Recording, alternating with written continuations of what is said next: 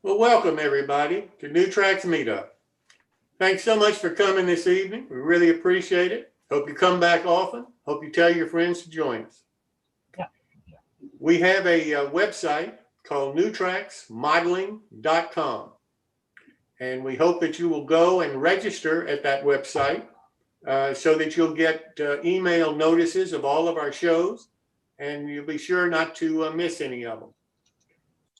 If you are having trouble or if you have not been getting emails and you think you've already registered at the site, please let us know, because I had one modeler call me today and tell me that he was not getting our emails. So I am concerned about it. So if anybody else is not getting the emails, please let us know. And TC, you want to put up the card, please? We desperately need some help with trying to produce the shows that we run. So we're asking all of you if you can help us in any way with the Zoom and the YouTube operational part of our shows. We'd love to hear from you. We've got a lot of responsibilities. TC and Ed are doing a great job, but frankly, they need help. And if you can step up and help us a little bit, we'll try to work it into your schedule. We'll try to make it as convenient for you as possible, but we definitely need some help with producing our shows. So now we'll talk about the train show. Train show is coming up March the 20th and 21st, 1 p.m. We have got 3 fantastic sponsors: the Great Scale Model Train Show of Timonium, Maryland, the MRH Media LLC, and Soundtrack. We also, in this train show, have special event door prizes for people attending the show. So again, this is another reason for you to go to our website, because in order to win the prizes, if you come to the show, you're going to have a designated number, and that number you get by registering at the website. So TC, if you are Ed, if you'd run the videos for our sponsors, please. The New Tracks Virtual Train Show is sponsored by the Great Scale Model Train Show at the Maryland State Fairgrounds in Timonium, Maryland. At over 3.5 acres, we host hundreds of vendors, dozens of operating layouts, and thousands of attendees. Manufacturers, dealers, and individual sellers display, demonstrate, and sell products and services. Layouts inspire attendees, and free clinics impart how-tos and tips for every skill level. Learn more at www.gsmts.com. We founded MRH Media in 2008 with the announcement of our top quality, ad-supported, free, digital-only magazine for the hobby. Now remember, the iPhone was barely a year old at this point, and the tablet would not be invented for another 2 years yet. Here in 2021, our vision has come true. Welcome to model railroading via the internet. MRH Media is delighted to be a sponsor of the New Tracks Virtual Train Show.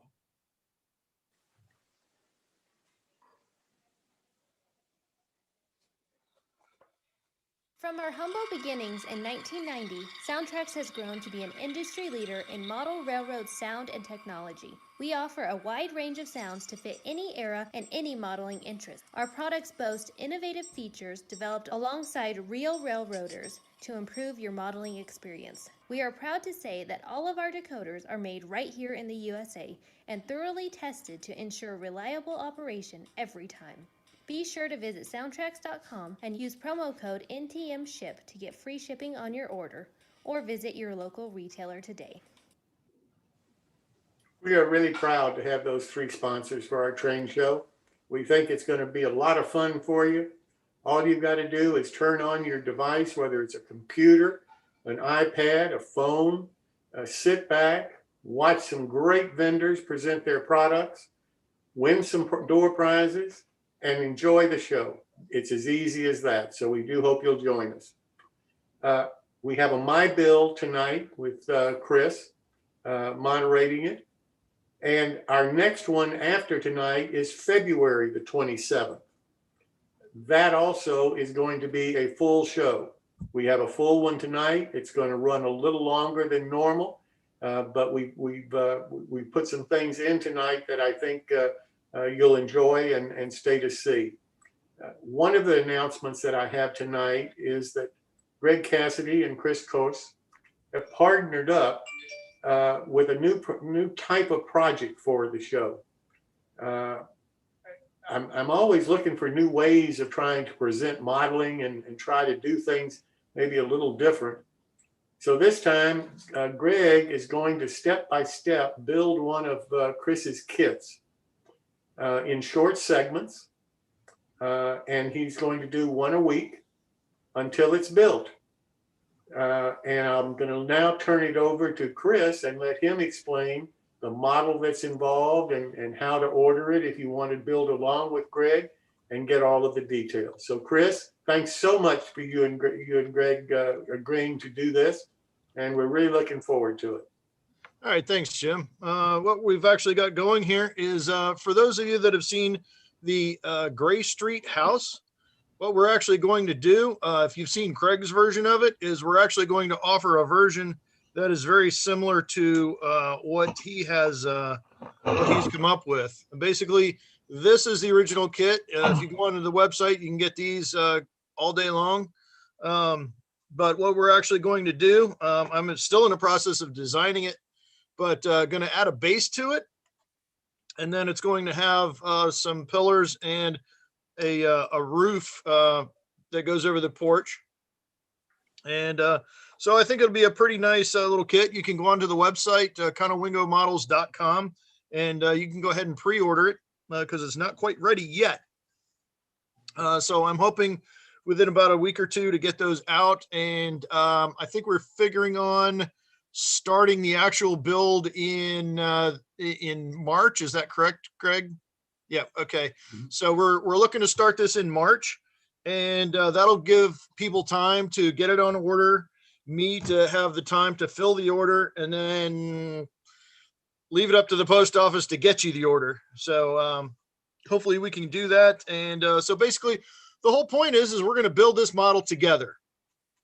So if you go out on conowingomodels.com, you can go ahead and pre-order that kit, and that way we can all do this together. And hopefully people come up with their versions, a little bit different. Maybe it looks like the original version. If you do that, great. If you don't, if you make it look like the company house version that we have up on the, it's actually up on the website for pre-sale. So go ahead and do that. And you'll actually get more than you get in the regular kit for the same amount, for the same price. You'll actually get the whole kit, plus you get all the everything you need to make the base for it. The rock paper that goes on it, actually in this case it's brick paper. The porch on it is actually going to be completely strip wood topped, along with the steps. And you'll get a porch roof. All right. So with that, I think I've rambled on long enough. So I'll turn it back over to Jim. Remember to go ahead and order that from Conowingo Models, and we're going to go ahead and get this going in March. Back to you, Jim. Well, I really do appreciate both you and Greg volunteering to do this, and for your company to come up with the kits, Chris. I really do thank you. You want to put on the chat where they go, what your website is, and so forth, to make sure everybody knows easily how to order this kit. I hope that a lot of you will consider building this along with Greg, because again, the purpose when I started all of these shows, the purpose of the articles that I write, everything that I do about new tracks, really comes down to trying to increase model building and increase the people that are building models and the number of models they build. And I'm hoping that this way of being able to build something along with a really talented modeler and be able to watch him and see how he does things and see the steps that he takes and hear him talk about the potential problems that you might have building this kit before you have to actually run into them. I'm hoping it's going to be a real incentive for more people to start building models. So I hope you'll order the kit from Chris. I think it's a great kit. I think it's a great price that he's going to put on it. And I hope that you enjoy this. Now, another one of these builds, like that we just talked about, is going to be done by Rick with his LaBelle Woodworking Company.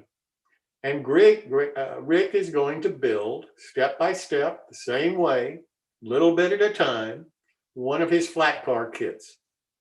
And he's going to be offering it both in O scale and in HO. And I really appreciated Rick agreeing to do this because he's built these things his whole life. I mean, he manufactures them, he produces them, he designs them. I mean, these are his kits, and he's going to give a great price on them. So I hope that you'll stay tuned, and once we get all of the details with Rick worked out, then he'll be on the show to announce and give you more details about this. But these two are our first two. If there are other modelers, and I've talked to one already out there, that would be interested in this concept, find yourself a manufacturer that you want to build his kit, and let's talk to him about participating in one of these with you. Because we can do that. There's a lot of great modelers out there that are on the show right now. And if you'd like to share how to build and encourage people to be able to maybe build for the first time in a long time, this might get them going. So give it some thought. If you're interested, just let me know. And we will talk about it. And if necessary, I'll help you find a manufacturer to work with. Although I'd much prefer you to pick the manufacturer, because you'll pick the one that you enjoy building their kits. And that'll be a perfect marriage. All right, with that said, my next comments are about the Association of Professional Model Builders that you've heard me talk about. And without talking about them anymore, I'd like to run the video. It's a short video that we have about this association to give you the flavor of this association. So if you could run the video for Ed. APMM, get paid to make. How does an idea get turned into a tangible object in the real world? The answer is simple. Model makers. Model makers are a diverse group of people ideas into reality, whether new products, architectural mock-ups, prototypes, movie props, or digital models. Model makers can span the entire gamut from hobbyists to the pros. And the Association of Professional Model Makers is the only organization designed to connect professional model makers and create a network of shared knowledge and resources to help everyone create in the best way we can. The APMM was founded in 1993 and set out to provide a place for professional model makers in any industry to come together and support the profession through our combined expertise. Over the past 2.5 decades, the APMM has grown into an international organization with members across at least 5 continents and hundreds of major companies, universities, and independent model shops. Model makers can be found working at firms like Microsoft, Google, Facebook, Boeing, Honda, Nike, Disney, among many, many others. Our members also represent dozens of educational institutions, equipment, material, and software suppliers, and touch nearly every industry that you could name. Because of this, our members have a breadth and depth of knowledge that is unparalleled when it comes to turning ideas into reality. As a member, you can benefit from this trove of knowledge via our forum, where we discuss materials, processes, techniques, suppliers, and help each other solve all of the unique problems we come up against. Additionally, we have a searchable member directory to help members connect. Beyond these resources, we have a network of vendors and suppliers that can direct you to specific products that can help you, and many provide exclusive discounts to our members. The APMM puts out a quarterly newsletter with interesting topics direct from our members, all of which are saved in an archive for members to access. Members will also be able to see job listings from across the community. The APMM even has a network of schools where you can get degrees in model making and start a career with industry-specific training. shop owners and managers will have a direct line to students in search of internships or full-time positions, and student members will have an entire industry to approach when moving into their career. On top of all of these benefits, the APMM holds a biennial conference where model makers from across the globe get together for a weekend of educational workshops, roundtable discussions, industry tours, and access to some of the best vendors and suppliers in the industry, providing an opportunity to learn new things and meet other creative and passionate people. If you want to be part of this growing community, head over to modelmakers.org for more information and sign up to be a member today. We have membership options for every budget because our goal is to help you get paid to make.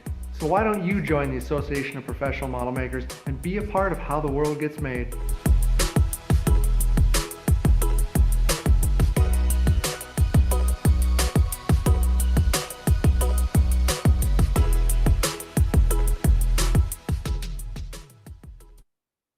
So I think this association got tired of hearing me talk about model railroader.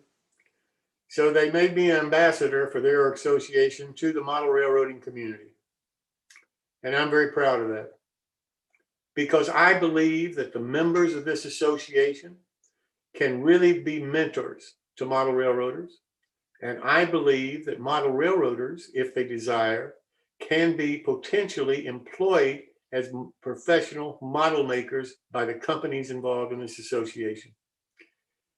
That pitch is what I'm making on February the 17th to the members of that association. No one's made this pitch before. I look at it as a baby step. I'm going to be asking the association and the members of that association to provide sponsorships for model railroaders, internships for model railroaders, because I believe that the talent that the younger modelers in our hobby, I believe that the talent and the expertise that they have is phenomenal.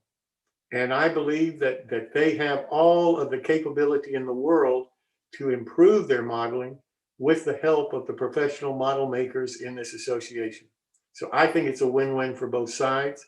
I'm hoping that everything goes as I hope it goes, but we'll have to find out. I'll be posting as soon as I get it, the login link so that anybody can attend free if they want to, this presentation I'm going to be making on February the 17th. It's at 1 o'clock Eastern time.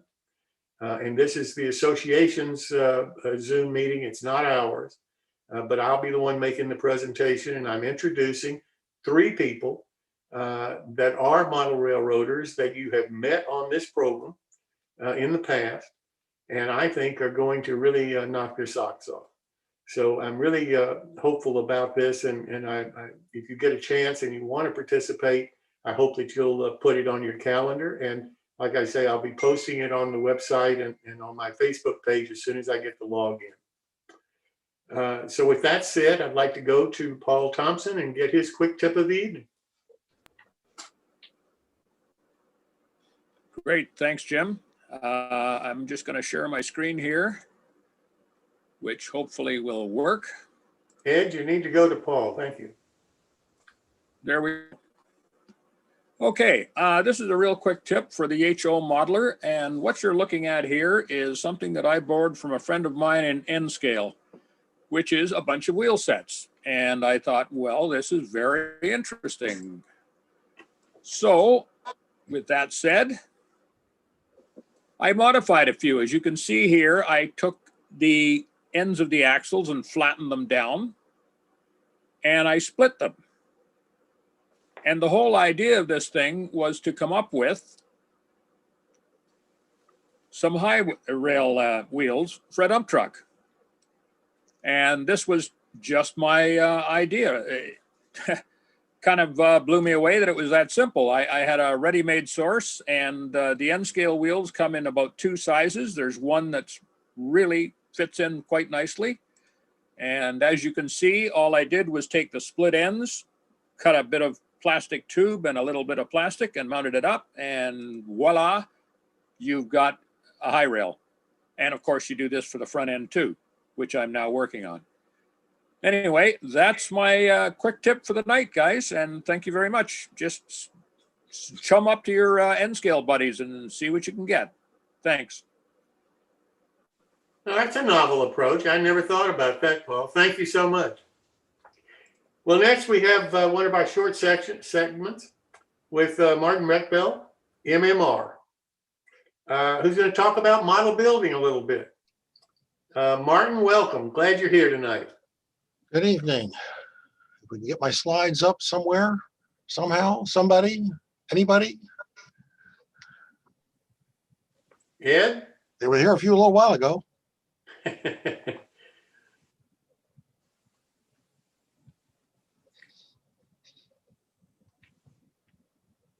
Well, there's me. And there we go. That looks familiar. It looks just like the slide I sent. That's good to know. Otherwise, I'd be worried. Okay, tonight I'm just going to talk about a very simple structure, simple by my assessment at least. And this is also an exercise in the consumption of leftovers, materials and stuff. This is just 4 pieces of milled clapboard from mainly from Kapler, I think. But these are all wider than what I had in Kapler. So these are actually glued up from leftovers. I keep all my leftovers in a box, recycle them, reuse them, glue them back together, build something else out of them. After coat of paint on them, you don't see the lines, so it doesn't really matter. And eventually, if the box gets too full, I in the past, not this past year, used to take it to the train shows and just sell my leftover box. It's amazing. People actually buy your leftovers. Next slide, please. Basic tools. Since this is O scale, I can get away with using a utility knife. That's 16th inch thick clapboard, so that's plenty of knife. And I'm usually cutting on top of a piece of leftover oak flooring, so I don't get into my work surface, which is actually 1/4 inch thick glass. So underneath that blue paper is glass. That's a piece of poplar. I don't know what that came from. A short metal rule, 1/2 millimeter mechanical pencil, a plastic ruler. I like this plastic ruler. I've only got 2 of these. I don't know where I got them. Millimeters on one side, inches on the other. But that first inch is broken down in 30 seconds. So it's actually very useful for measuring pretty small things. And of course, the antique square, that's from my great uncle's estate. I have a full set of those, 4 of them, different sizes. So I use those all the time. Again, it's O scale. I can use big tools. Next slide. Well, we take the front and back. I think that's 3 30-second square on the ends. Those are the corner posts, which actually mimics the trim that we would normally put over that. Looks the same either way it gets done. Also around the inside of that door opening. And there's the door. I did this on a diagonal, basically because I just happen to like the way it looks, but I think it looks more interesting than just a plain, boring door. And just framed up. Next slide, please. And if you put it all together and put all the overlay pieces on it and glue it in place, that's what it looks like. A little piece of brass wire makes a handle for sliding the door open. I didn't make it work. Could have, I just didn't bother this time. I leave those corner, whoop, getting ahead of me here. We on auto P? No, okay. I leave the corners a little long because I don't know where the roof's going to actually go exactly. And I'll cut those off later, actually probably with a pair of sprue cutters or a pair of nippers, and then I'll just sand them to whatever angle or it's supposed to be at. Next slide, please, now. Thank you. Well, I decided to put this up on something. I needed to build a platform. I just scribed siding upside down with some 3 30-second strip wood, ranged out as to floor joists with supports underneath it. Just glue that from underneath with some carpenter's glue. It's pretty quick and easy. This is a pretty quick and easy project, actually. It's not quite as fast as I'm going through it. It might take 2 or 3 evenings. It took me at least 3, but I'm always working on 4 other things. Next slide, please. And I thought I'd have some legs to go underneath this, so I made some legs. That's just there. That board in the front is just there to hold things in place so I can get things aligned properly. It serves no other function. And I think it went back into the scrap box. But it's just 4 legs. Well, actually, I cut about 16 legs. And then there's, let's see, that's probably 3x12, HO 3x12, by the way. I don't care what scale the lumber's in. As long as it comes out to looking the right size in the structure, then it's the right size. And just glue that on there. And next slide, please.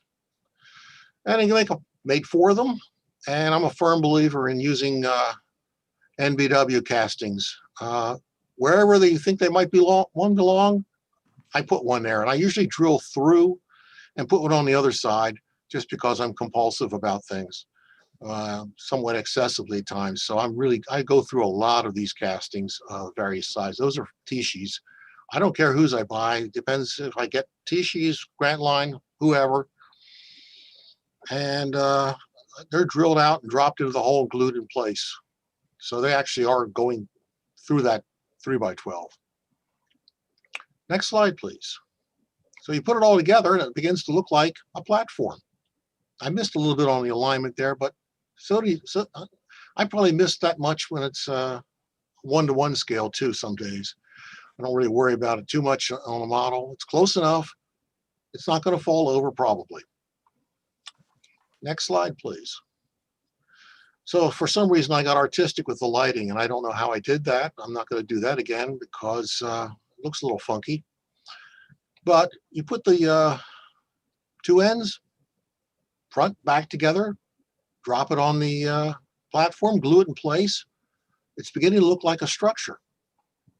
And when I glue these things together, so those ends, you're gluing end grain.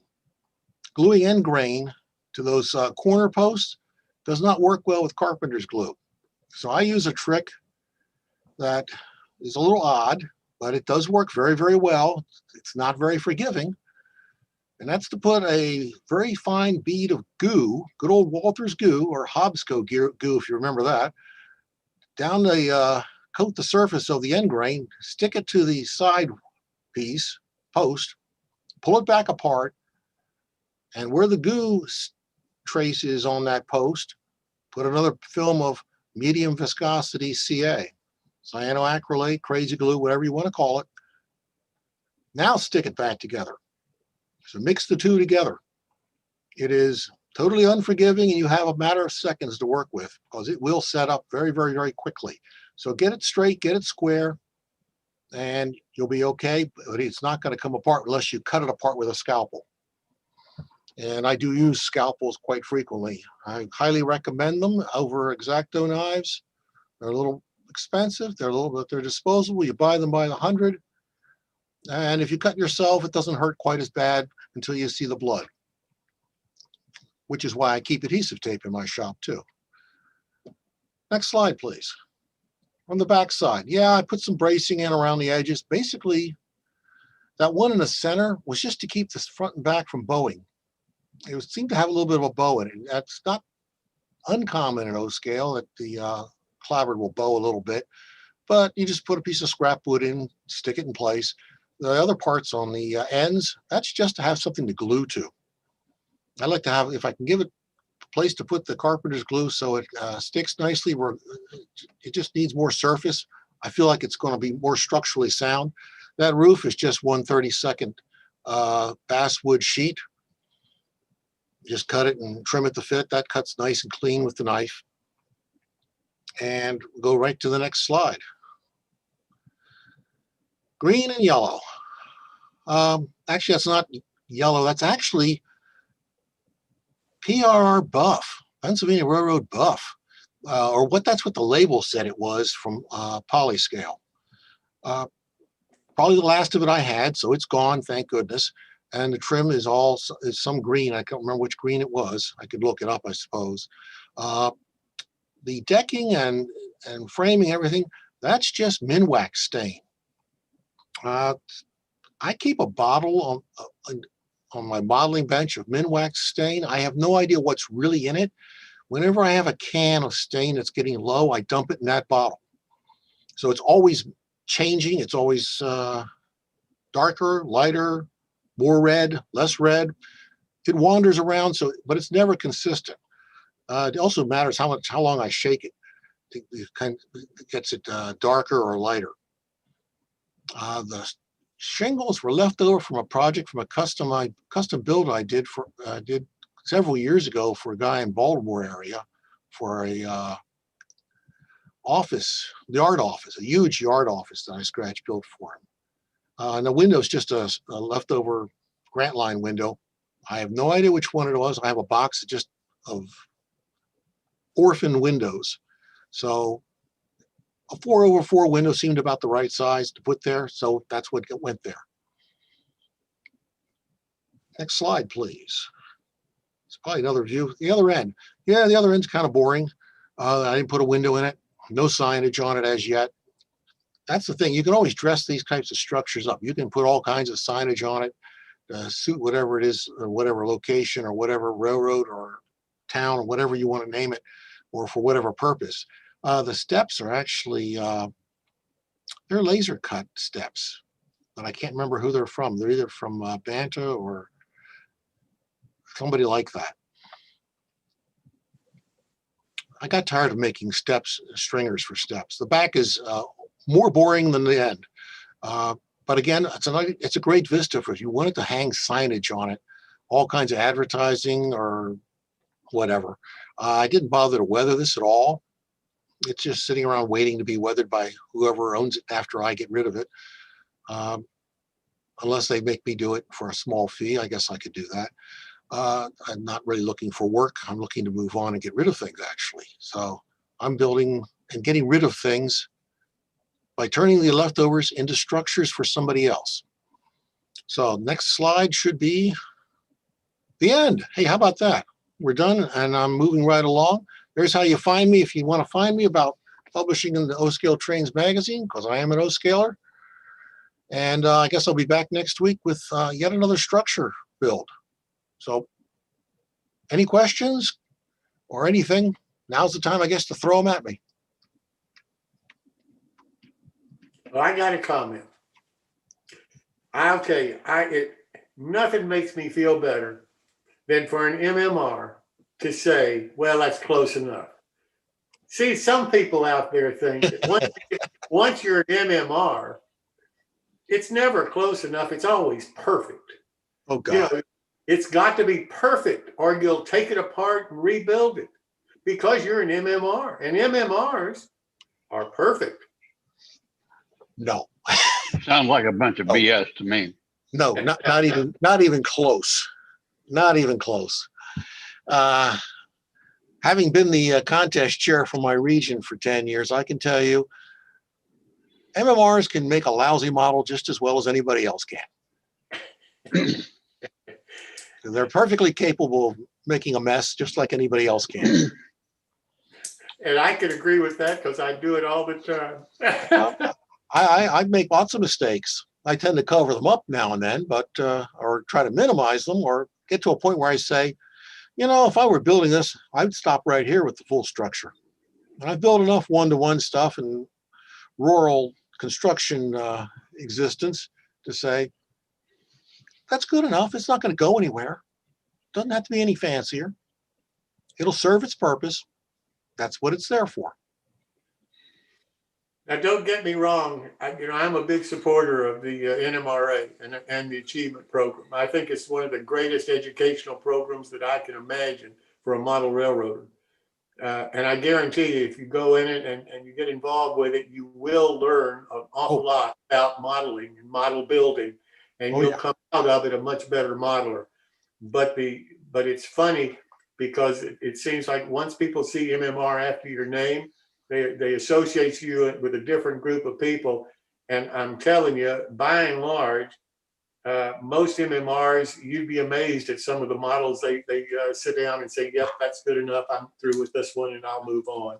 So it's a great accomplishment. Don't get me wrong, but there is a mystique about it that, a lot of our modeling is good enough, and that's when you stop and you move on. I can't disagree with that. I will agonize over some things and get really excessive on my investment on something, but the vast majority of the times I reach a point and say, that's done. It's time to build. It's time to build the next model. Absolutely. So Martin, thank you so much. I really enjoyed your presentation. Yep. Next we've got our featured modeler, and which is everybody that's here that has a model to share with us tonight. And Chris, I'm going to turn it over to you now as the moderator and let you run the show. All right. Thank you very much, Jim. We were supposed to have Clark up first, but he sent me a message saying he's feeling under the weather. So we're going to roll on to Jack. So Jack, if you're ready, we'll turn it over to you. Sure. I'm just going to try to hold this up. If you can see me, here we go. This is a small kit. It started life as a Barb Mills, the fishing shack at Cozy Cove. Well, it's not quite what it is now. It's an art gallery. It is an art gallery. And I thought I'd just show you what I did with it to dress it up. I wanted to have an art gallery, and I'm thinking in terms of, a seacoast town that's turned into a tourist area like Rockport, Massachusetts. And what I'm going to point out is, first of all, every door should have a light, exterior light, little mailbox, a house number. Most of us forget to put a house number or building number. A couple of figures dresses it up. You got to have a newspaper on the front porch. Scratch built sign. On this side, I've got an air conditioner. And from this angle, you can see I have a piece of wire that's a condensate line from the air conditioner. I don't think I've ever seen that model before. Gas meter, electric meter. You can see, right here, there's no windows on this side, but this is an art gallery. So what I did is I framed two pictures. These are actual pieces of art from our own home that I framed and put them on the outside as sort of advertising for the art gallery. On the other side, it's a little bit plain, but I've got a litter around the trash can, a broom on the corner. Up on the roof, you can see a soil pipe or a vent. Every bathroom should have a vent. A lot of times we forget to put that in. And of course, it's intended to be a seacoast town, not on the harbor, but nearby. So I've got two seagulls. And of course, you've got to have bird crap all over the roof. So the point in showing you this is it's a very simple, easy to build kit. And you just trick it out with all kinds of details. And you've got a nice, unique foreground structure for your layout. And that's my quick build. Well, that's a beautiful model, Jack. Thank you, Jim. Yeah, it looks really nice. All right, any questions for Jack? Jack, how did you do the art? When you said you framed the art for that one side, how did you do that? My wife is an artist, so we've got her artwork all over the house. And there's actually some photographs of her art that I just reduced on the computer. And I obviously fitted the frames around her reduced artworks. That's a painting that my favorite right here. And of course, that's our dog that she painted. You can't see on Zoom the interior, but I've got works of art reduced and hung on the walls inside the art gallery as well. That's a nice touch. Thank you. Oh, thanks, Jack. That's a very nice job there. Thanks for pointing out those little things that we typically miss. All right. With that, we'll go on to Michael, who's got a what I'm hoping is actually going to be a feature on the My Builds. He's started his own layout. And so he's going to share with us his beginnings. So I'll turn it over to you, Michael. All right. Let me share my screen. I got a quick slide presentation here.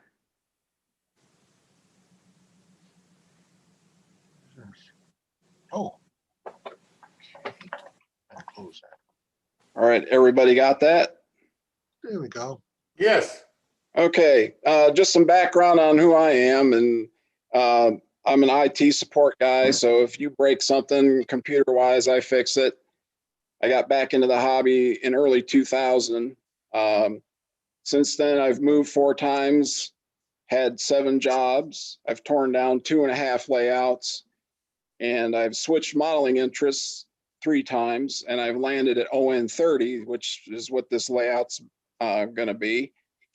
Recently liquidated a fairly large HO scale collection, and I've always been fascinated with logging railroads, so that's what I'm doing.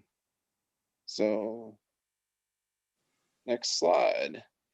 Right here is the track plan as it sits. I'm kind of toying with the name Woodhog Lumber Company. My dad's CB handle back when I was a kid was Woodhog, and he was a cabinet maker by trade. So I got some of his woodworking skills in my blood. So I thought I would pay tribute to him by naming it that possibly. As you can see, what I based it on was actually, I don't know if anybody has seen MRVP's David Pop. He's doing an ON30 logging railroad, and I've kind of stolen his track plan, but I've expanded it quite a bit. The long leg of it is about 24, well, it's exactly 24 foot 6 inches. You've got the short leg that's 6 foot 6, and then this football shape that's about 34 inches across the fascia and about 33 inches deep. It's a little too deep, but I might be changing this track to get it closer to the front. Some of the structures there you'll see that I'm going to be building, which I hope maybe I can share with you guys in the future. That is all in the works. I've got some models already ordered and in-house. I've got a mill in mind, and for the snow shed, I want to use one of Hunterline's snow sheds. I really like their stuff. So next, that just shows the basic construction of the bench work. Again, the measurements of it. Use some clear pine because it was straight and structurally sound. And then the legs, I got those made of the same material. Those are kind of upside down there a little bit. And then as you can see, there it is finished off with the bracing. It's all held together with carriage bolts and wing nuts. So if I want to take it apart to move it, I can do that. I've torn down enough layouts. I wanted something that was sectional, and I was able to move if I actually relocate sometime. And then I've also added casters to it. I'm building a shadow box effect, and so the valance on each end of the sectional modules is out of 3/4 inch plywood in kind of a shape of a C, and has the bracing across the top, and I'll be adding some more bracing up there just to make it a little more heavy duty, and mostly just to hang the LED lighting across it for each module or each section of it. There you can see a shot where I've got the sub road bed kind of mapped out and some of the track plan mapped out, and it's 3/8 plywood. I figured that was thick enough and heavy enough for what I was doing, so that's why I chose that. And besides that, lumber here and I guess everywhere is pretty expensive, so it lent well to the price and price point that I wanted to be at on it. And here's some road bed going down using HO scale from Midwest Products. It's a little undersized for ON30 track, but it's going to work out fine because all my scenery is going to run up to the track anyway. There's not a whole lot of ballasting going on with a logging railroad. And as you can tell, it's not a roundy round layout, it's an out and back. And at one end, it's going to be this sector plate where I can switch between two different main tracks. And I'm also going to have a third one back here that goes to kind of a little staging track in the back of the layout. I just haven't built that on there yet. That cartridge, or whatever you want to call it, is 3 feet long. If I wanted to, or if I find out I want longer trains, I can always make a longer piece for that. And what I did for connecting the layout together so it lines up perfectly every time is I use pattern makers pins to help facilitate lining up the modules, or the, I want to say modules because I was in a modular club before, but sections, and they line up perfectly. And it's not so that I can take it apart and move it around all the time. It's just something to line them up for maintenance purposes. And there you can see the other end of it. So with that, that's it. There you go. Wow, So, that's pretty substantial. So thanks for sharing that. yeah. Yeah, hopefully once I get going on it, I can share some models with you guys. And I've learned a lot just by watching the meetups here for the short time that I've been on board with you guys. So I really want to say thanks for the opportunity, and thanks for having this forum. It's been very helpful. Let me ask you a question. What is your motor power? What kind of motor power are you planning to run? Mostly geared locomotives. I've got a couple Shays. I've got a Heisler or two, a Porter or two.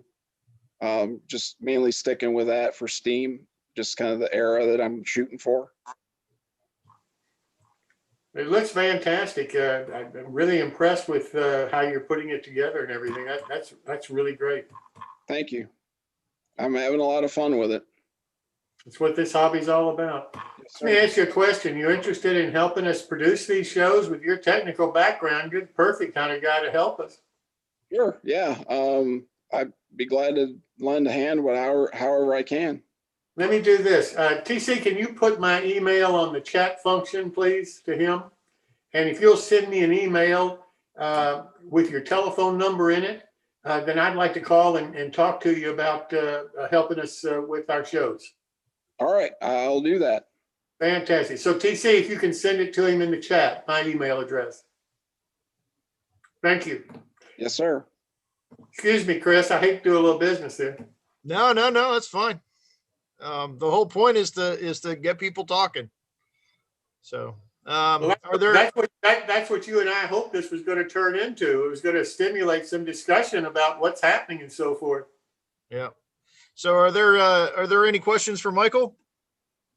I just want to say, this is Andy. I just want to say I was really impressed with the construction and the quality of work. It's going to be a really nice layout.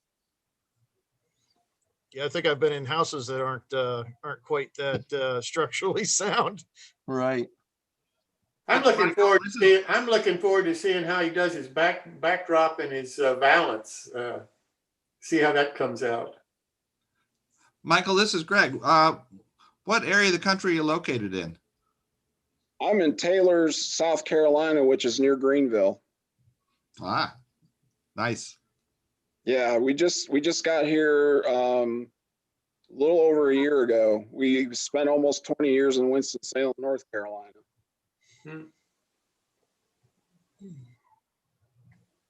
Another East Coaster.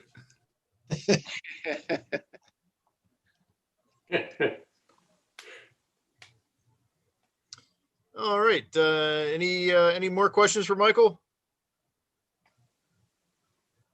All right. And it looks like TC had something he wanted to talk about for a few minutes. So TC, if you're ready, you're up. I'm up, huh? Well, I'll start with the screen share. And I got, this is the best picture I could find quickly. Sparks SP station. And now to unshare. You see, there's a guy who's on the show. I don't know if I ought to mention him, but you can't see me. He sent me a box, and inside of it is a SP station in plastic. Now, his main comment to me was, you need to make sure to paint the inside black. Something about glowing buildings. But, I have not done yet a plastic building that's supposed to look like wood.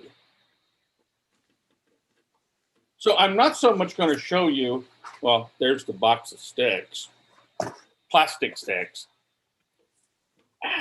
What's the trick? How do I make white plastic look like wood?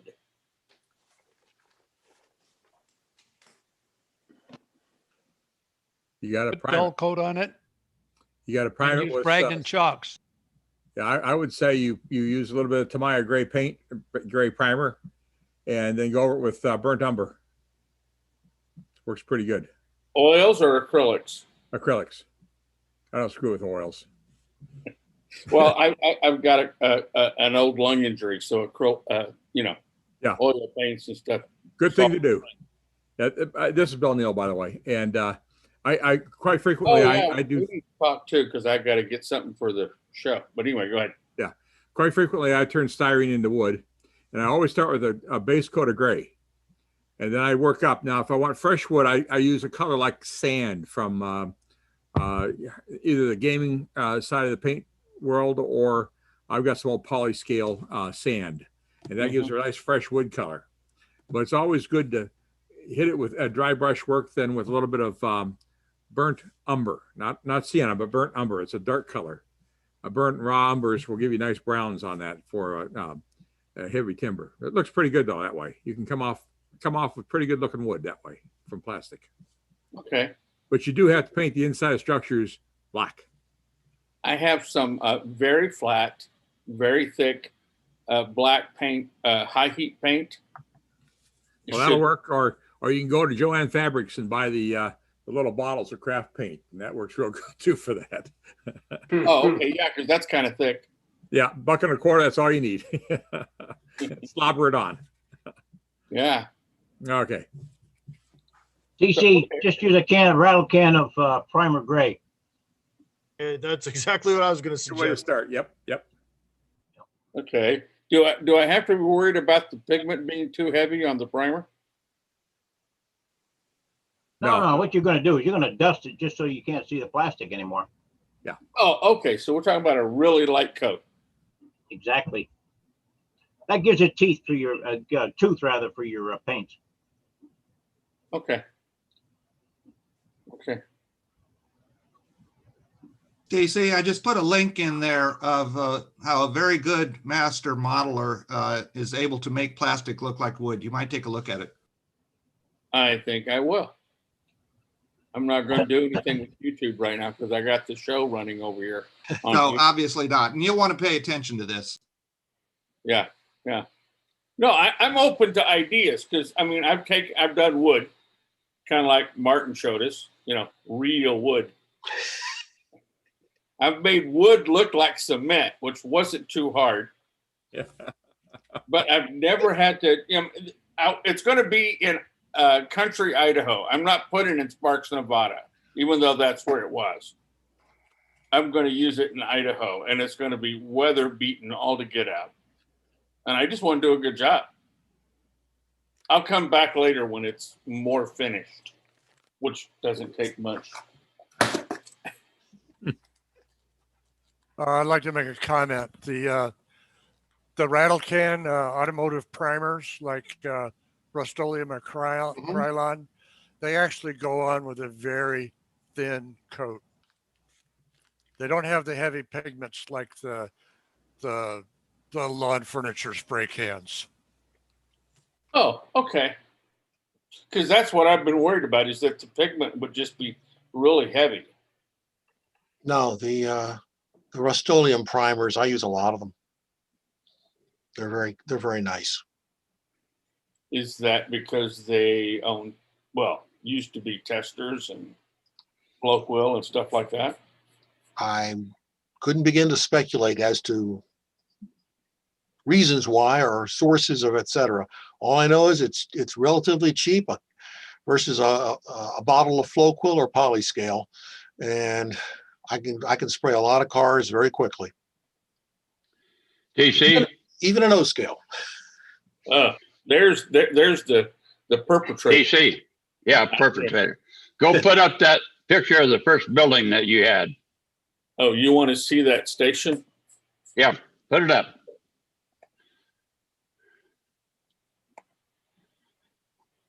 Now, can you tell if that's plastic or wood?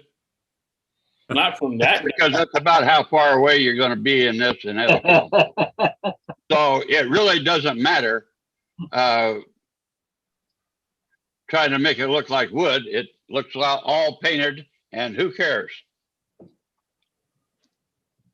Now you tell me if you can see the wood grain in that building from that far away. No, I'm talking about. Hey, that's my point. You can't see it, so paint it whatever color you want.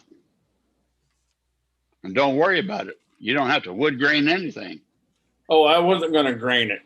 Can't see the wood grain from 10 feet away anyway. Well, that comes. If you're not lighting the building, why are you painting the inside black? In case you put lights on it, in it. Inside. If you put lights inside without painting the inside black, the plastic will glow. I know that, but if you're not putting lights in it, why paint it black? You know. Oh, I'm putting lights in it. Okay. And outside of it, 2 or 3 more places. What kind of bulbs are you using for lighting? The smallest LEDs that I can make look like a flickering oil lamp. Okay, so 2 comments about using LEDs internal to plastic buildings. One is make sure that you putty and seal joints, particularly end joints for walls. You're going to get potentially more light out of the end joint than you will through the translucent wall. So before you paint the inside, make sure all your joints are sealed so that when you do paint the inside, no light gets out through the joints. The second thing is that if you're using LEDs and you have a particularly bright LED, in fact, if you have any LED, never point it at the wall. The intensity at a pinpoint from an LED is really high. So the easiest way to deal with an LED lighting internally is to point it at the ceiling or point it at the floor. Yeah. So I typically will paint my walls, if you can't see in from the outside, black, except I'll paint the ceiling white and I'll point the LED at the ceiling and there'll be a natural distribution of light in the room. Thanks for the idea. That's good. Now, Jeff. Yeah. I'm tempted to, I've been trying to contact you to get you on this show on one of my little 15-minute segments about electronics. You interested? Yeah, I've already been contacted by Jim. Okay, good. I've been trying to get you on here because I love your articles and your stuff. Thank you. Appreciate that. So, but that's what I had for tonight. So, Chris. All righty. Well, are there any more questions for TC or comments, advice, that sort of thing? Humiliation. I like the way that TC presented this. Chris, yeah. This is exactly when you and I first dreamed about trying to get this done. This is exactly what we said. Boy, wouldn't it be great if we can bring an issue to the table, not just a finished model, but bring a problem to the table and have people comment and give ideas. So I think this was a great success. Yes, this is exactly what we're looking for this segment. Matter of fact, I noticed we've got 41 people in here, and it looks like it's been a pretty solid number all hour. So I want to thank everybody for doing that. I think for a single episode, this has got to be in one of the highest that we've had. So thanks for everybody that's shown up for the first time, and hopefully you'll come back again. And also a big thank you to the regulars. That's huge. And Martin sent me a message that he's got something to share. So Martin, if you're ready, we'll turn it back over to you. One moment here. Yep. One moment. Hold on. Let's see if we get to work. There's a little car I just finished last week. This one actually was. That's interesting. I've got all kinds of errors showing up now. That's nice. Great. Why did it do that? Internet. Whatever. So this is a completely scratch build car, actually. I started out by building a flat car, a Simpson model's flat car. A Simpson's model kit is a box of wood. There's no detail parts. There's nothing but the actual wood that you need to build a car. So the ultimate, it's about half a rung down on up the ladder from scratch building. But I figured while I'm building one car, build two, and while I'm building the second one, build a gondola instead. So I built a low side gondola just for fun. So this one's the scratch build car. Let's see if I can get the other picture of it. Well, maybe it's down here. There we go. There's the other side. Lots of stuff in it because I figured an empty gondola is boring. I mean, as much as I like, the nice floor with all the weathering on it and such, but it's still empty. And if it's empty, I just think it screams for needing something. And I have a very bad habit of building maintenance away cars. I probably have half as many maintenance away cars as I have of regular rolling stock. I was going through the inventory. I know I have 50 or 60 at least now, but that's not stopping me from building more. So this is just plain paint with a lot of Bragdon chalks or some other version of powders from somebody that I actually put on wet and move them around. And then I move them around again with a Q-tip. I like Q-tips, and I have some that are actually on long sticks, and they're actually more applicator sticks with a cotton ball on the end, but they're actually fairly stiff as opposed to absorbent. So they move stuff around, and you can shove it into the corners, so it makes all the corners kind of dark where you want the dirt to accumulate. It came out actually better than I thought it was going to come out. So not wanting it to be empty, I cleaned out the box of extra parts and got rid of a bunch of stuff that was just laying around. Shoebox full of stuff. I figured, well, load up the gondola with the shoebox of stuff and get rid of it and put it to work. Otherwise, it's just accumulating dust in the shoebox. The only problem about doing that is you end up painting really a lot of small little pieces, and it takes forever. And all these shovels and picks and hammers and what have you, it's a tedious process. This is the thing I actually hate more than anything else, is painting the detail parts. But I do that, put everything into a set of tweezers, held together with a clothespin. It's all sitting up on my glass work surface, and I just line up 30 different bottles of paint and just knock things out until I get it done. Once done, it's over, and the pain stops. But then I have to put them somewhere, like inside this. Oh, there's what the plan looks like for a Simpson kit. That's what you get. You get a template, and you get a list of parts that you have to go shopping for from companies that don't exist anymore, which makes it even more fun. Well, okay, Grantline still exists, but Valley Car Works, I don't know. Chemtron, definitely not. Let's see. And that's what you get in a box, which is pretty discouraging for most people. So sometime in the future, I'll put together 15 minutes on building one of these kits, because, as I said, it's literally a pile of wood and a template how to put it together. But that's it. You're on your own for everything else. So, Martin, are they still in business? Who, Simpson? No. That's from early 70s.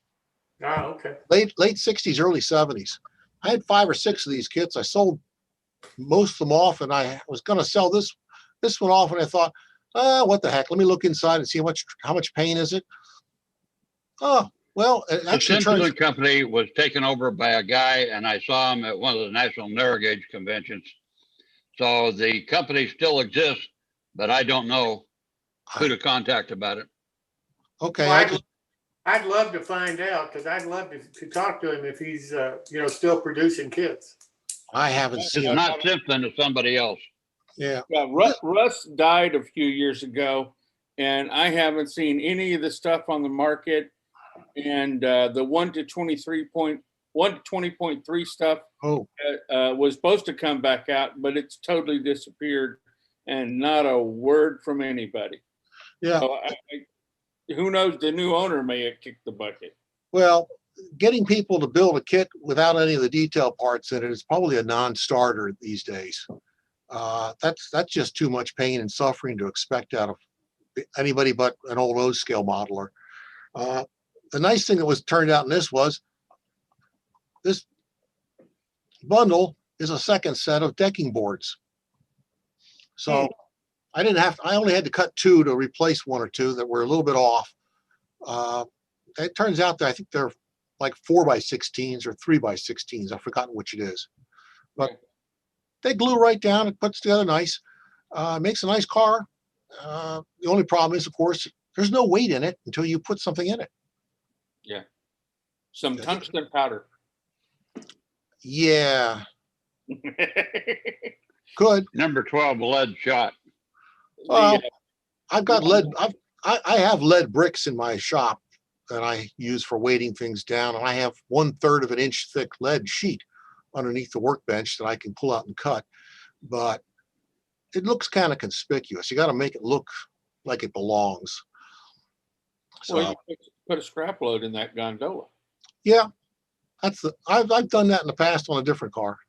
Someday when I show one of my older maintenance away cars, I have a scrapyard car, metal scrap metal car somewhere. One of the things I did for adding weight to a flat car or gone like this, I have several Finero and Camerlengo kits. I used that sheet lead and scribed the boards and used that for the deck of the flat car. It worked great. Yeah, It's heavy as hell. Well, yeah. What I could have done, I have done this in the past, is when it's not single board by board decking, and it's sheet, scribe sheet, I'll substitute 2 pieces of 1/32 scribe siding and sandwich 2 millimeter lead in between it. Yeah, that'll work too. That works pretty good. Yeah, and then I get the scribe siding on the upside and the downside. So that car has a full underbody under it too. When you scribe the lead sheet, of course, it's not as good as the board by board. So that's where it goes. Yeah. Yeah. Martin, do you have any idea? Probably looked at the instructions with all the companies that don't exist anymore and went, "What?" Martin, do you have any idea how much you paid for those Simpson kits? Oh, I got 5 or 6 of them for like $30. Can I show you guys something real quick? Price $175 for one of their gold mine kits. Good Lord. Of course, with That was a couple of eBay, years ago. asking price is never always the sale price. This is why I look at kits and I say, oh, wait a minute, I have a picture of the front, the other side, the back, and the other side. I can start building now. Yeah. I know that doesn't make kit manufacturers happy, but it makes the manufacturers of scribe siding and clapboard, milled clapboard for me. I buy that by the 10 pack, sheets of it by pack, packs of 10 at a time. So, and I used to buy all my scribed stuff in bulk from Kapler as well. So it's not like I'm short of wood. Styrene's another story, but wood I got. There was yesterday, there was a post on the SKL list. A set of American models trucks, current production, are $6 on the website. They went for 50 plus. It's like, Yeah. You know, Go figure. shake our head. Well, I think a lot what happens is that a lot of people automatically go to like eBay or Amazon and all that, not realizing that they can get a much cheaper price, from the direct from the manufacturer. Or they think the stuff's no longer available. That's true also. Yeah, you look on eBay and you can see listings for an item rare, hard to find. Currently in production on sale at the manufacturers. I want to regress for a minute when he was talking about applicators and the firm Q-tips on a stick like this. Search for gun swabs. Yeah. Gun swabs. They're on a wooden stick, and the cotton ball is much firmer than a typical Q-tip. So they make good applicators for various things. That's a great idea. Thanks, Ted. Ted the tool guy. And you save the sticks because you can use those for pilings or poles or pipe loads or. Yeah. Okay. Martin, I'm interested in your comment about the manufacturer showing you a picture, and that's really all you need to go start building the kit. I have an article coming out at an HO manufacturer is going to offer his plans in O scale with his instructions for O scale people. None of the material, just the plans. There's somebody doing that already. And for people like you, but this is a manufacturer that's never done it before. And for people like you, that seems, to me, I think that might be something for the future. Manufacturers in and HO and so forth, not necessarily to have to worry about packaging the kits, but providing the plans might in different scales, like S scale and O scale, might really be beneficial to a lot of modelers. Because they don't have to worry about blowing them up. They've got the instructions, they've got the plans. So all they got to do is go, get the bits and pieces together to build the model. And last show we had a modeler on that does 3D printing. Yep. But he sells the 3D artwork. He doesn't print the parts. He sells his CAD drawing. And talking to him later, his business is successful doing it that way. Yes. So it really wouldn't surprise me a lot to see some more manufacturers coming out with detailed plans for models, maybe the 3D printed plans too, and that becomes the kit in the future. And the modeler provides the wood and provides, whatever bits and pieces he wants to add to it. Yeah. Jim, Bill Sartori is doing that now. He bought the business from Railroad Kits. And Railroad Kits started selling the George Sellius castings. Oh, yeah. So right now, you can just buy a box of castings, and then they send you the plans. Now, who is doing this? Bill Sartori, and he bought the Railroad Kits operation. Have you He got used to run Microlumina. Have you got contact for him, Greg? Jack? Sure. If you don't mind emailing it to me, I'd appreciate it, because I'd like to have him on the show and find out what he's doing and so forth, because I've had a couple of other manufacturers, talk to me, and I think there may be a trend here. We're going to see manufacturers maybe offer their kits in a different way than, the historic, everything's in a box and you open the box and that everything's there. This is Ted Becker again. I also build and fly radio control model airplanes. And in the model airplane field, they have something they call a short kit. And the short kit contains all the specially cut parts, you know, the curved pieces. And the short kit does not contain all the stock strips and stuff. So this is sort of the opposite of the kit that you were pointing out, where you got the stock materials, but you didn't get the detail parts. But anyhow, a model railroad kit could do something like that, where you get the detail parts and some of the custom parts, and then the list of materials you have to buy are stock off the shelf stuff that you could buy from any number of manufacturers. Like the wood can be Kepler or Midwest or Mount Albert.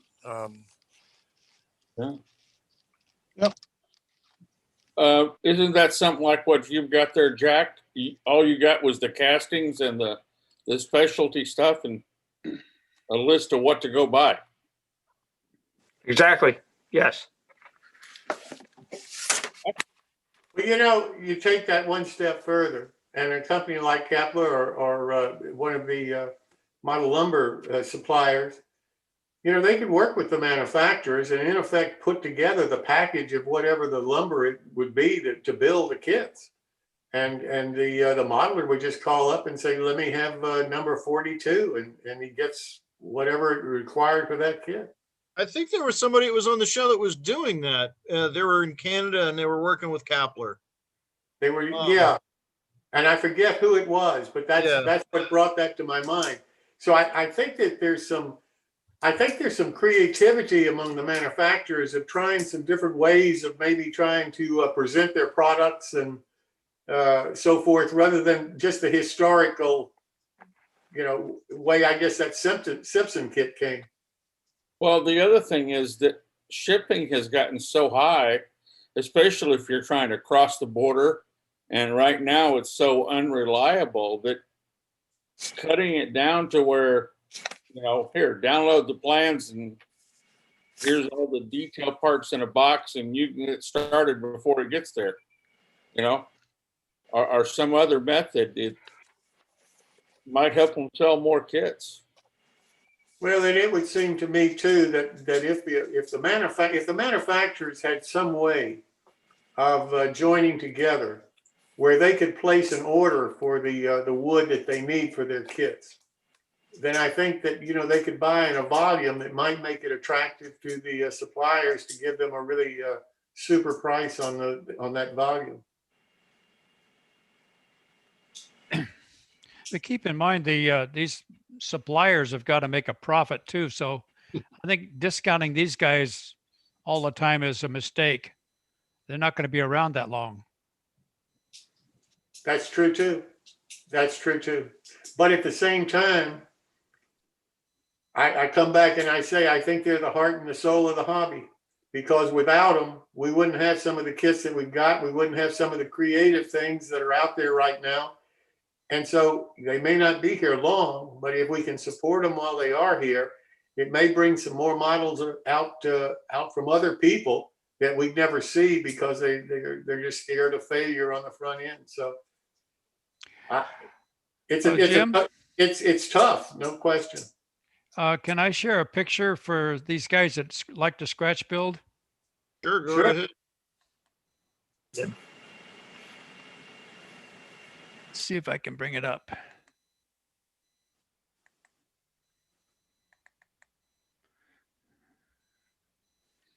Oh, come on.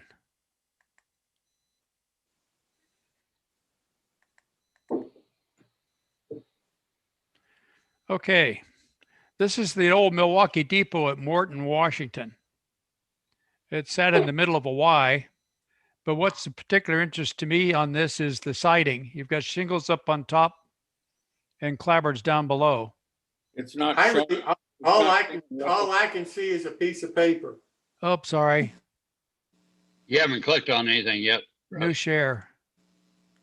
Yeah, when you open the JPEG, you gotta click share screen and then No. point it at that JPEG. Now have you got it? No, No, you got we're just seeing your drive. unshare your screen and then click on the JPEG, and then you have to go and share the JPEG. Shoot, come on. This is not showing you? No, you have to unshare. You have to stop sharing the screen first. All right, I'm sorry. I'm looking at the wrong. Does that see it? There. There you go. For a minute. There. There you go. Okay, sorry about that, guys. I was looking at the wrong slide. Anyway, the point of this is a very interesting structure. I've got a lot of photography and drawings of this I've made and so on. But for a scratch builder, this is a neat little building. You've got the two types of siding. It's a both combination of a depot, a bunkhouse, and a freight house as well. And I love the big overhanging roof on this because it's in an area with a lot of snow. So I just wanted to share it with you. Good looking. Where is Love that second floor porch there. Watch that first step. Yeah, that's the fire escape. That's in Morton, Washington, south of Mount Rainier. It's the end of the old Tacoma and Eastern Railroad, which was a part of the Milwaukee. In other words, Russell, the middle of nowhere. Well, no, there's a lot of people goes through that little town of Morton. Cool. On their way to Mount Rainier. Yep. If anyone's interested, I got a little slideshow on making rock moles. All right. If there's no more questions for Russell, we'll go ahead and go ahead and run it there, Bill. My big question is, I have to do something on Saturday, and before you throw me to the wolves, Jim, I want to try see if I can do this. Go right ahead. All right.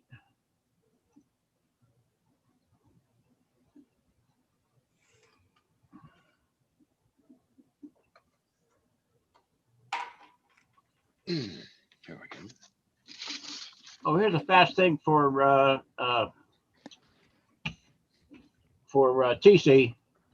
This is styrene building I built of the grist mill. I just found this, and here's a rattle can, and then I used different stains on it, and took a wire brush. I don't know if you can read this or not. I just dug this up on the computer here, but I used different stains here and was testing it on this grist mill I was making. All right. Yeah.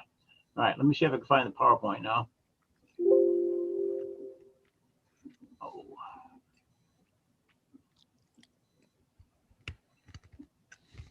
It stopped. Screen share. It didn't like you for some. I can't find my desktop. Oh, you're trying to share your desktop? Upper Yeah. left-hand corner. What's that? Upper left-hand corner. Right. It should say desktop.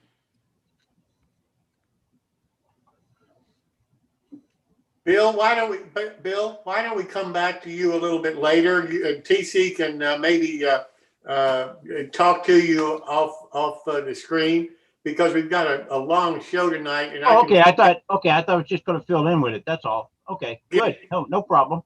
Okay, that's great. Do you have anything else, Chris?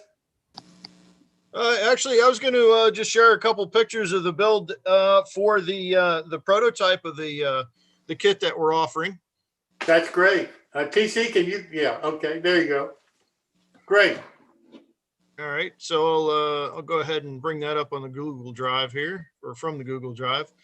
This is what the basic foundation looks like so far. And let's see if I haven't figured out how to advance to the next picture. So let me try that Should real be your space bar. quick. Okay. It didn't work. Oh, you know what? Let me try this way.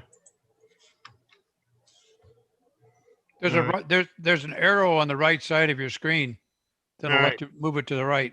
Oh, there we go. Because I got the I had the thumbnails in front of it. There All you right.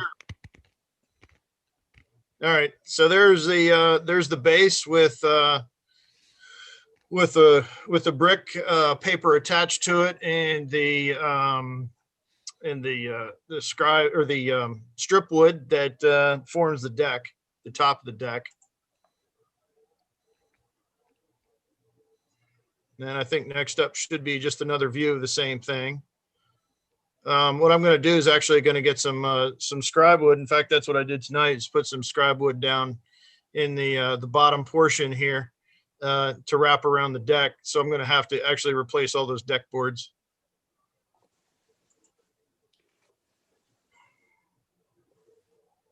And then there's what it's like sitting on top of the base for the original Gray Street house.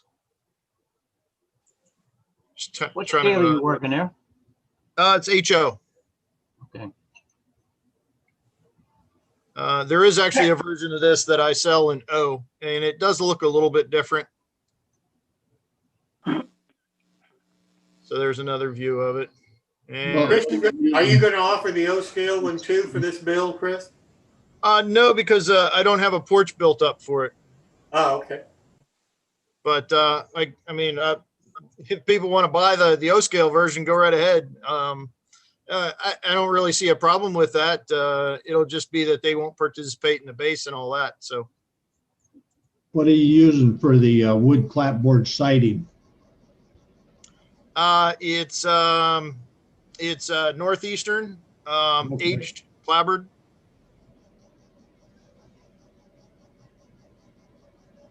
I think it gives it a little bit more character than just regular clapboard.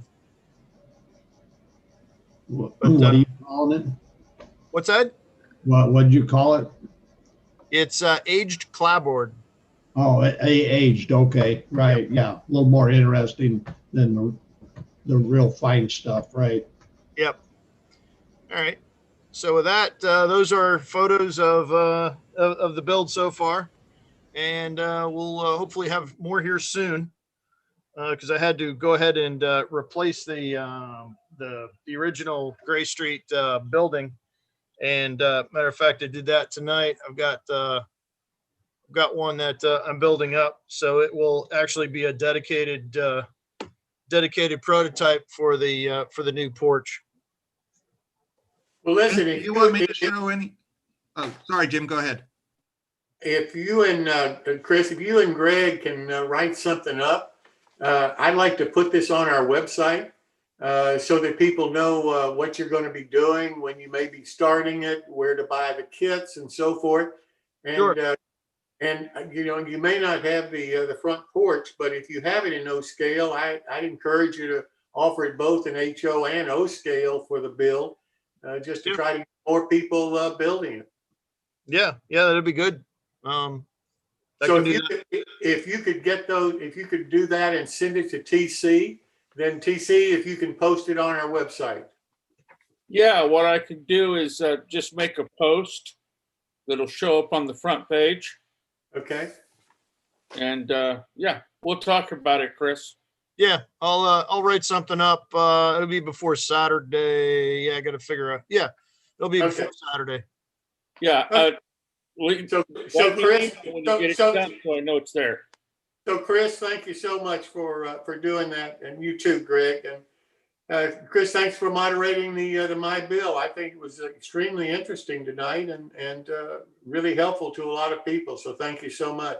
Yeah, this is exactly what we're after. And again, thanks to everybody that showed up for the first time and the returning crowd. I think this is exactly what we're after. Well, let's go now. We've still got some other people here that we need to hear from. And one person, Andy Kinney, is next with his Ops Corner. But Andy has done us all a favor. Andy called me last night and gave me a person's name, Bill Neal, who is also an MMR, by the way.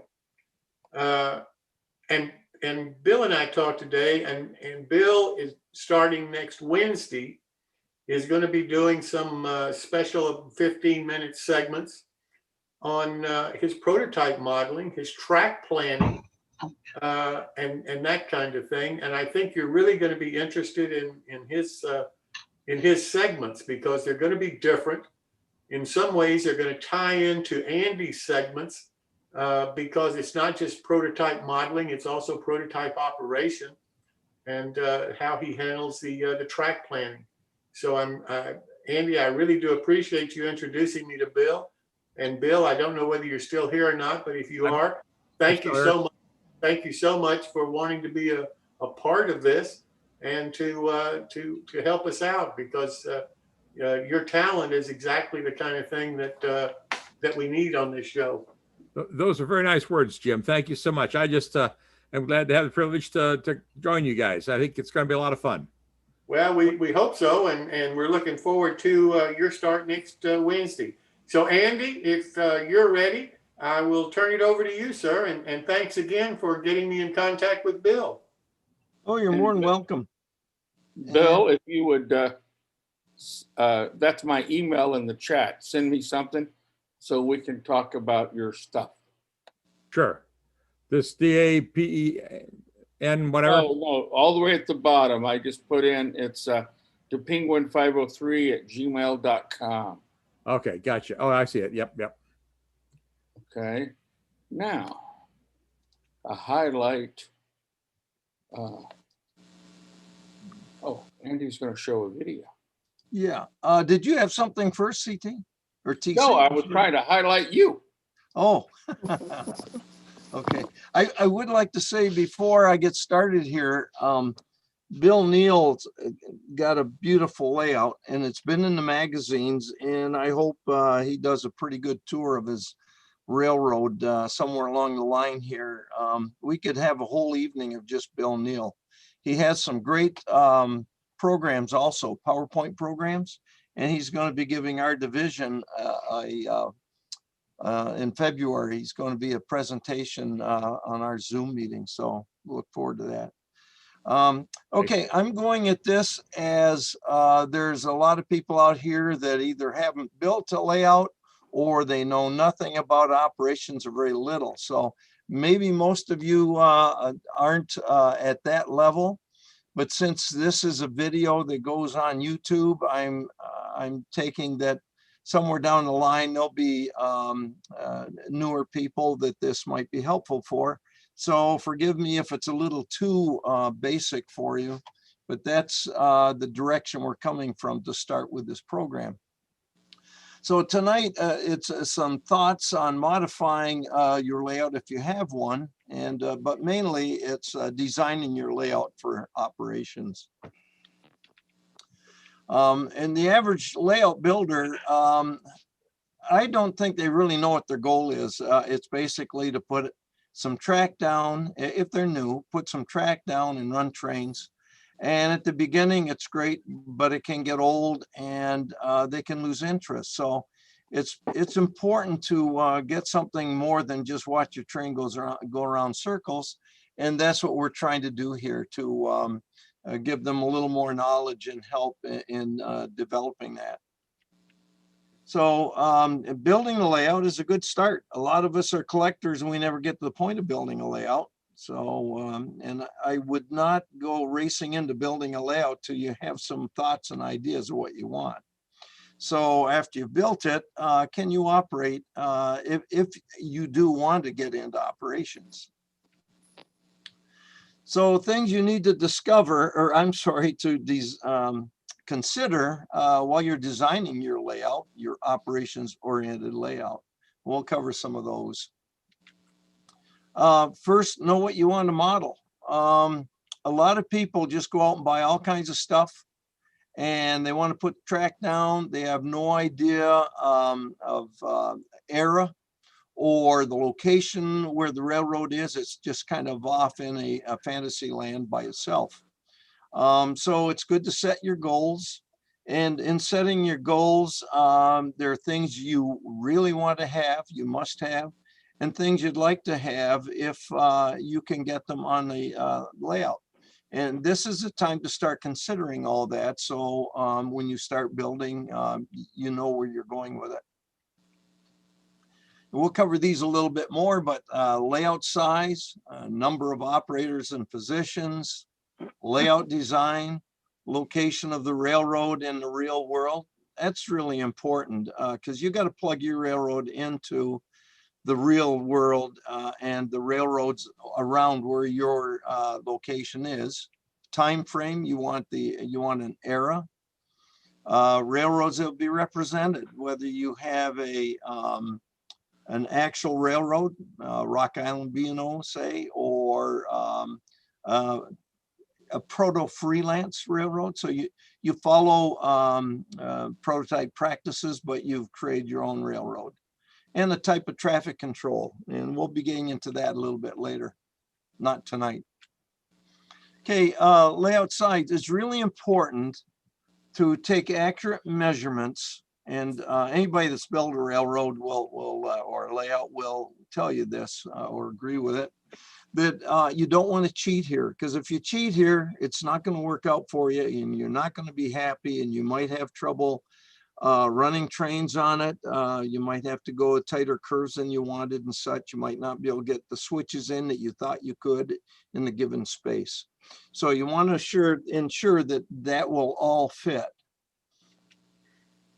Okay, operators and positions. If you live in an area where you've got a lot of operators, that's great. You can build your layout and they'll come. But if you're out in the middle of nowhere, you really have to consider how many people you're going to have to be able to run an op session. Some people by themselves or an additional 2-3 people works well. My particular layout, it takes about 20 people. I can run with a little less, but it really needs that many people. And the nice thing for me is I got a lot of people around here that enjoy coming over and operating, so that works for me. Operating positions, what kind of positions are you going to have for your railroad? Are you going to have a dispatcher? Are you going to have yard masters? Different positions that you have to consider. And the bigger the railroad, the more important those positions are, but just something to consider. Okay, layout design considerations, the style of the layout. Is it around the walls? Is it just a shelf type, maybe a couple of feet deep at the most?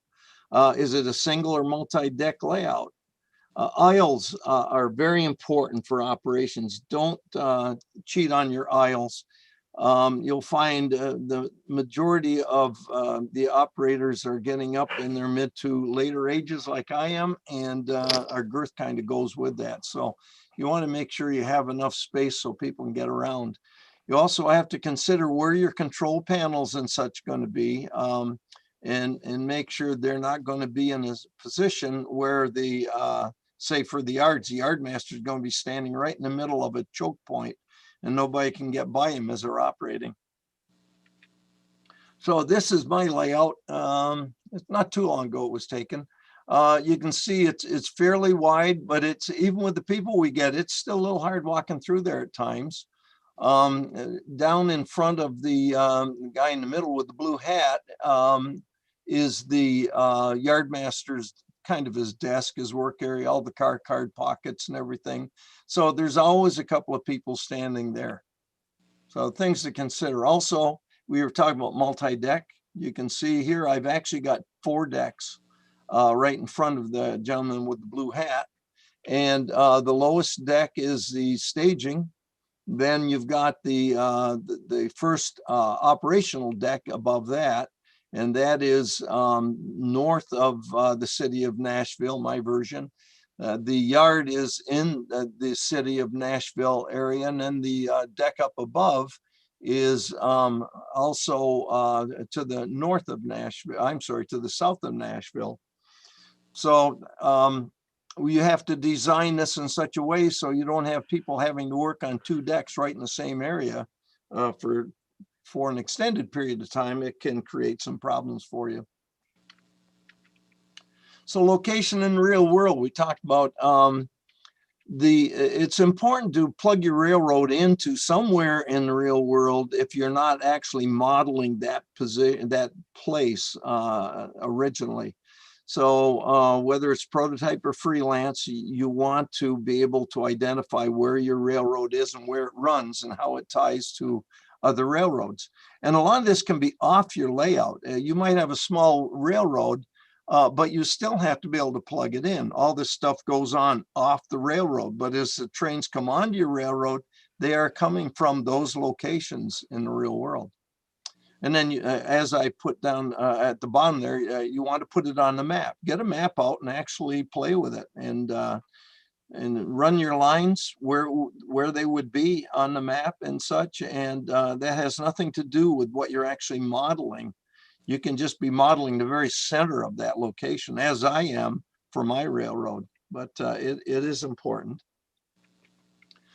Okay, thoughts on location, the types of industries and the traffic you want depends on the location of the railroad. So that's all in the planning stage, depending on what kind of industries you want and what kind of traffic you want. As you can see, more general types will give you a lot more places to pick from. More specific types will kind of put you in more specific areas you have to work with and specific railroads that you would have to deal with. So additional railroads also reduce your options. I have both the Rock Island and the Baltimore and Ohio on my railroad using a lot of modeler's license. You'll see more of that at a later time. But that restricts me to certain locations where those railroads either did meet or could meet using modeler's license in a realistic way. And that's what I ended up doing.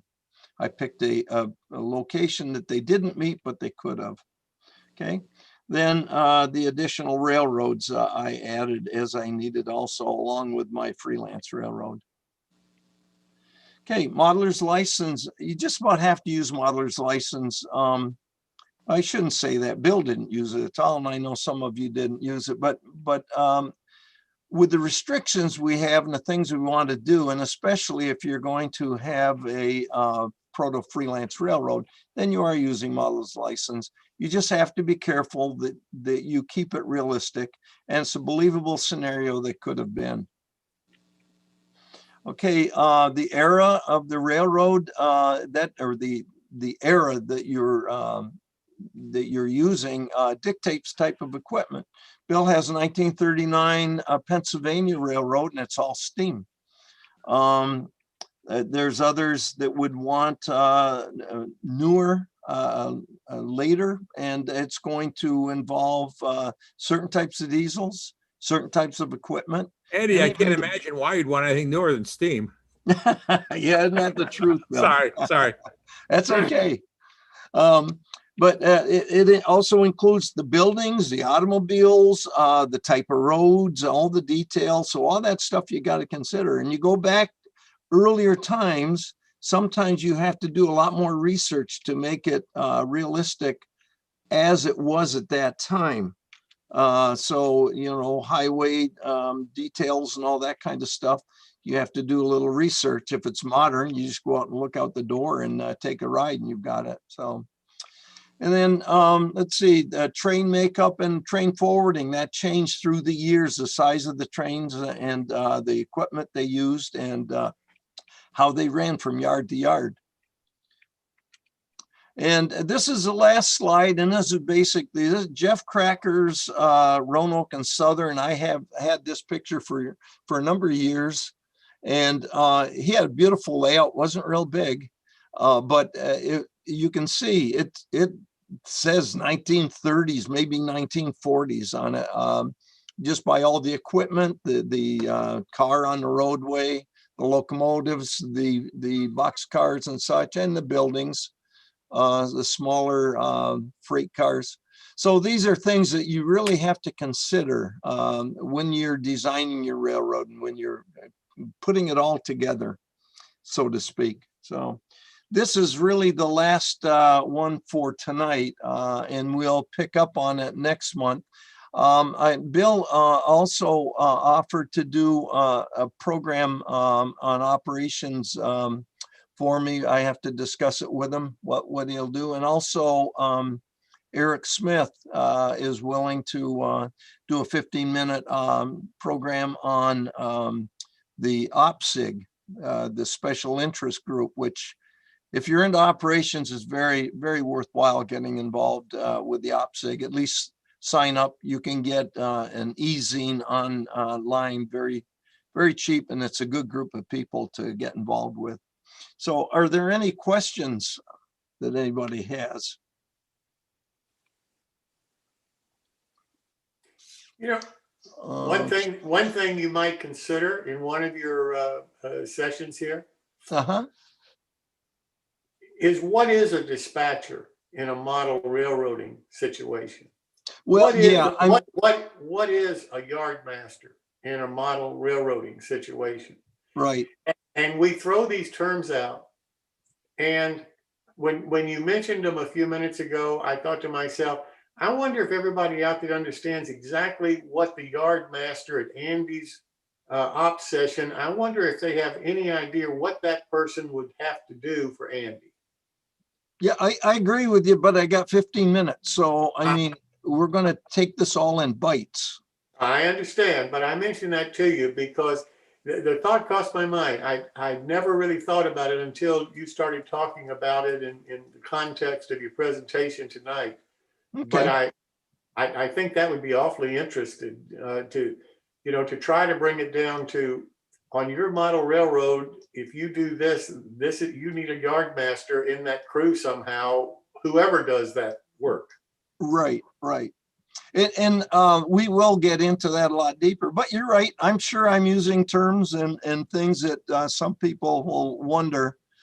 But I think it's one of those things that it's really hard to get all this stuff in a very short time.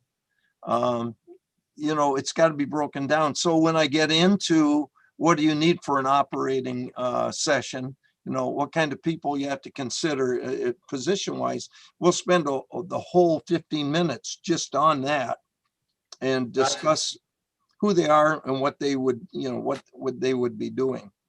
And the options you have also, because every railroad can do it a little different. Because it's interesting to me that I talk to a lot of people that say, I'm a model railroader, but I'm not an operator. Yeah. And what I'm hoping is that through Andy, they're going to get a feel for the operating part of the hobby, maybe differently than they thought about it before. And that's why I'm so happy that Andy wanted to do this. Yeah, I'm here to kind of give a good rundown on the operations and what to expect and how they can develop it and such. And if I can do it better, I would appreciate you all letting me know. If you have questions as I'm doing this, that's fine. I have no problem with questions. This is pretty open. One thing, Andy, that I've thought about, how do you operate on a small railroad? Not necessarily talking about a 4x8, but like my railroad's in a 10x13 dining room, and 3 people is about all you get in there. So how do you operate? How do you, I understand some of the points you made before. What's the difference between that and something your size or the big San Diego club or, Right. Well, the first thing you got to do, you as the layout owner, has to come up with an operating scheme. And that's one of the things that we're hoping to develop here, through the months, if a person is interested in learning. You can have a train hiding on the backside if you've got no staging tracks. You can have that train come into town. You've got a piece of paper or something telling you what cars go to what industry, what cars at the industry are going to be picked up. The train does all its work and then it leaves. And even if it's a big loop with just some industrial switching on in the front, that train, when it leaves, you're simulating that the train has left town and going on to do further work. that you just develop that. And if you want two people, then you're going to have to be able to do something that will allow the other person to get some fun out of it, you know, that they would, whether they are running a second train, maybe they come in from the other direction and they got to work around each other, do their work and then leave. It would be simplistic, but it can be done. And the other thing is you take that loop of track, and if they got space, put a little 4 by 1 foot board off one corner and put a couple of staging tracks on there.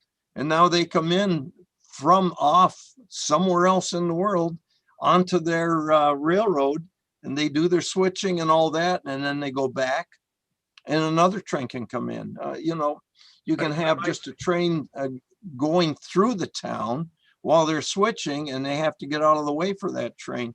It's something that you develop over time, and it depends on your railroad. That's very simplistic, what I was using. Most people, they'll have more of a chance to develop a bigger and better operation than that, but that can still be fun, and you're doing something with your trains.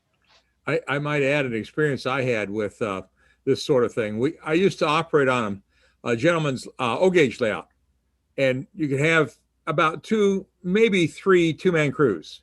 And we'd come down there with a dozen people. And what he'd do is each job took about an hour to an hour and a half.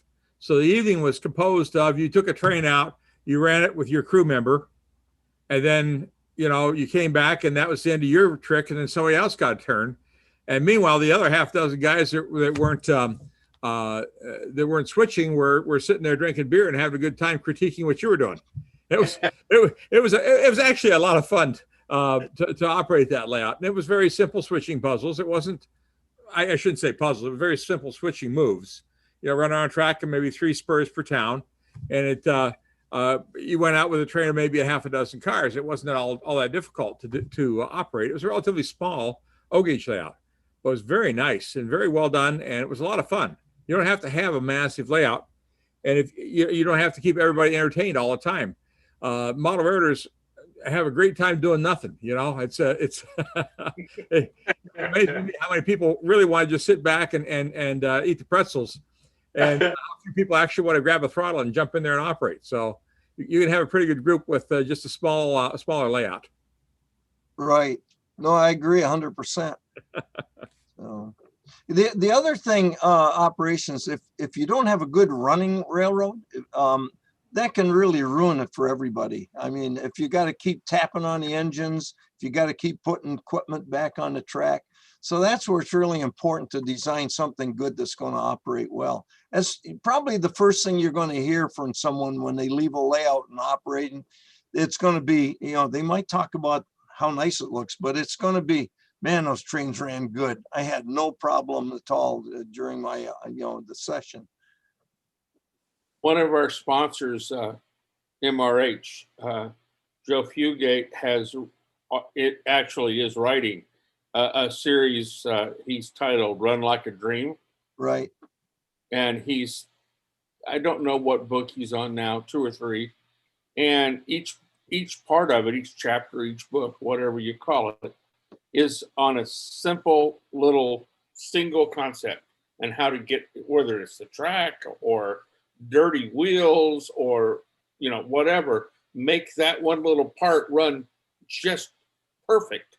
So, quote unquote. And then, you know, the next part is, and after a while, you've got a railroad with almost or absolutely no derailments, no troubles, because you've gone through and spent the time to keep up the maintenance and build it right to begin with. Right. So, hey, I got a quick question. Is my big face in the middle of your screen? Yes. Yeah. Okay. How do I get rid of that? Do I hit share screen? Well, share screen will take you back to sharing the screen. But right now, because it's your 15 minutes, I've got you spotlighted. Oh, I see. Okay. I got you. Well, I've seen enough of me. Andy, thanks so much for tonight. I really do appreciate it. And I'm glad the computer's working and everything went well. And thanks so much for tonight. Yeah, you're welcome, Jim. And I'm glad it worked also. And these sessions, when I give them, it's open for everybody to to get in. It's not going to hurt my feelings at all. So. Okay, so next we turn to Philip Richard, who's going to talk to us about scratch building cars, but he's also going to talk to us about putting on dry transfers. Oh, good evening, everyone. I'll share a screen first. This is my process for doing dry transfers. They are not that hard to do. You'll need a burnishing tool that you can get from Clover House. Basically, it's like a soft piece of plastic pointed on one end, and it didn't host us. Okay. Go. I spotlighted you, but your screen share didn't come up. Oh, okay. Well, let me go back. Why This didn't is Paul Vaughn. I'm going to have to leave. So thank you for all being there. I appreciate it. Bye. Take care. All right. Now we'll share it. Okay. There she blows. Yeah. Applying dry transfer decals. This is my process of doing it. There may be other processes, but I have found that this works very well for me since I've done somewhere between 60 to 70 dry transfer cars. Since I just enjoy building, scratch building, or kit bashing a car or an engine. Okay, they're not that hard to do. You will need a burnishing tool that you can get from Clover House. It's basically a plastic item. It's got a point on one end and a flat end, like a chisel on the other. What you want to do is gloss or dull coat your car prior to decaling. Cut out the dry transfer you want and heat it up under a lamp or a light bulb for a couple of minutes. Usually it's only about less than a minute, but sometimes as a larger type dry transfers, you do need a little bit more time. When you heat it up, make sure you have the decal upside down, facing the light. Turn the decal over to make the transfer onto your car. Place the decal in the position you want on the car and start burnishing the decal onto the car with light pressure. To check if it is transferring okay, you can peel up one side of the decal while keeping the other part of the decal in place. It's better to keep it that way so it doesn't slide all over the place and then you have to readjust everything, which will be a pain in the butt. If a part of the decal does not transfer, just place it back down and burnish the section that did not transfer using light pressure. Once that is complete, go to the next decal. If you have multiple colors to do on a decal, complete one color, then gloss or dull coat between the colors, let it dry for a day, then do the procedure over again until your decal is finished. Good luck. Just remember light pressure when you burnish on your, or you can lift off the paint or the previous decal that you've already applied. Now that that's over with, I'm going to sit there and show you some cars that I have completed. Oh, shoot, that didn't work. Okay, try this again. And I'll explain on the cars what they are. Okay, here's a standard ON30 Bachmann boxcar. Here, the decal on the right for the California Northwestern is actually a three or 4 point decal. First off, you may have to put the black on. Then you have to put the blue in. Then you'd go with the whites. And then the circle would go around it, and that's it. But each one of those processes, you stop and dull coat it or gloss coat it to seal that section of the decal. For that one car. And here's just another one. This is the Death Valley Railroad. This is just a standard Clover House decal that you can get for their water car. And it's just a standard Bachmann car that I just enjoyed building and kit bashing a little bit because it's not the standard Bachmann car, because I've done some modifications to it. Then I decided to add 2 box cars to the railroad, and this is a kit bash car because this section, Bachmann makes left-hand door opening cars. Well, I added this little piece of plastic, moved the door over to the right-hand side. And I added a little bit of grime to give it the desert feel, which, as you can see, I live in the desert. Here's another one with the door open. When I build all my boxcars, all the boxcar doors do operate. The difference on this car is instead of 0.040 construction all the way around here, this door is actually 0.020 so that I can add the siding added to the door of 0.020 to give me the same thickness if I had used a 0.040 thickness plastic. And this is a scratch built car. This is a two-piece design for application for your dry transfer, black and white. And just another one, just a little bit different railroad that I like Cloverhouse decals. And some of them are O scale, some of them are S scale, depending on the length of the decal to fit onto a 26-foot ON30 Bachmann car.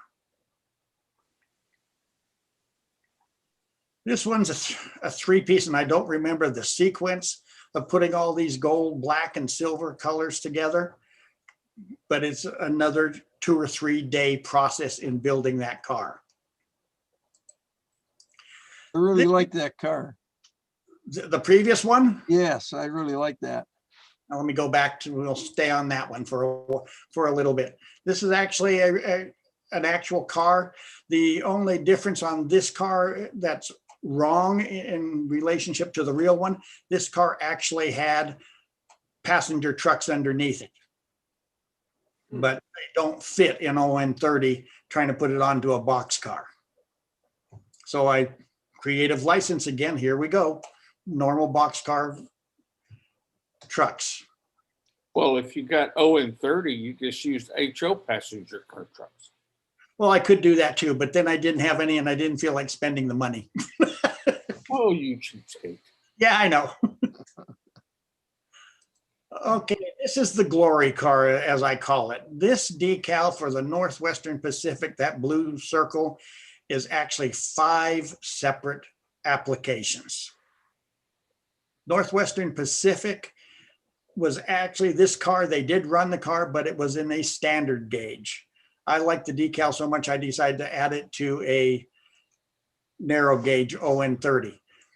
Basically, I do not remember the sequence. Cloverhouse, when you get their decals for dry transfer, they do tell you the sequence that you put your colors in.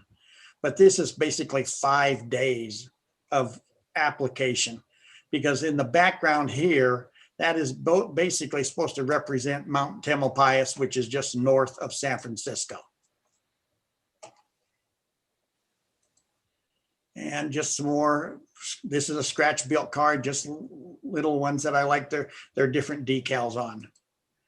This is the last of the group on the service with courtesy, where the Y is and the parens, that ladder rung is not in place until after the decal has been applied and dull coated. Then I added that rung so it would fit, so I could get the work done on the dry transfer. Looks like the door would have to be added afterwards too. Well, yeah, I always add the door. The door, they're all removable doors. So when I do a car, the doors are actually not even applied to the car, so that I can get proper measurements when I apply the dry transfer. And that is my little 15 minutes cut down to about 10, maybe. Well, I'll tell you, I really enjoyed it because, like I said last time, I've always been scared of those dry transfers. And Phil was nice enough to send me an email with his instructions on how to do it. And so I'm going to have to dig out some of the old ones that I haven't used for no telling how many years and give this a try now. So Phil, thank you so very much. You're more than welcome. And like I said, don't be afraid of dry transfer. You take your time with them. They come out very nice and there's not that big of a problem. You just have to be careful. That's all. I'm going to cheat. I'm going to cheat because Phil lives about a mile away. come over and do one for me. Yeah, we can do that. Do you have any secrets to keeping the different layers registered so that the lettering comes out correctly on those multi transfers? Basically, once you get one, let's say you get one color in, Yeah. then it's been sealed. Now you sit there and you have to put wherever that next section go. Let's say it's going to be on the exterior. It's going to be a round circle. Yeah. You have to make sure that you've got it perfectly lined. You can see through the dry transfer paper where your previous decal is down. So then you align it accordingly. Then you start burnishing around the side. Yeah. I never start in the middle and come out. I start from the outer edge coming in, and then I will hold I'll hold the decal here and peel this one back to see where it's missed. Then I just place this back down without moving this side. Then I don't have to worry about realignment. And then I burnish that section where it didn't go into a crack on a wood box car or whatever. Yeah, I've had trouble with getting only partial transfers. That's been a challenge, but yeah, that's the trick. Just keep the other side down with your finger. Yeah. Thank and you. Let it move and then just peel it back and take a look and go back lightly with it. And then as you get farther to the end, it'll all be there and you're not going to have a problem. So you say. Oh, yeah. Yes. I have destroyed transfers. Yes, yes. Me too. And the transfer part that gets destroyed the most, unfortunately, happens to be all the capacity and load limit weights and stuff like that because they're so tiny. Yeah. But you always leave enough. So you may have the decal this big, but if you're able to, you have the paper this big. And then you place it on the car. That way you can peel it back and you can also hold it back. Well, you can hold it back over here and peel this section back. Putting the doors on the box cars after you do the dry transfers keeps the paper flat, I imagine. Yes, it does. Yeah. Yeah, and it helps. Excellent. That's why I always make the car so the doors are removable. Any other questions, gentlemen? What if you screw one up? How do you get what you've already put down off? Basically, it'll come right off with an X-Acto knife. Just a light pressure to pull it off because it's permanent until you seal it. And if you scribe too deep and you take off the paint over it.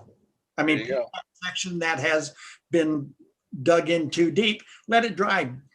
You're going to sit there and get another decal or whatever to fill in that place that you erred on. Put a piece of masking tape over it. With the masking tape, pull it off? Masking tape will pull it off. Okay. That's why it has to be finger pressure holding it on both sides like this, and then you're working like this to scribe the decal in place. I'm working in N scale, so I don't know how I'm going to hold it. Yeah.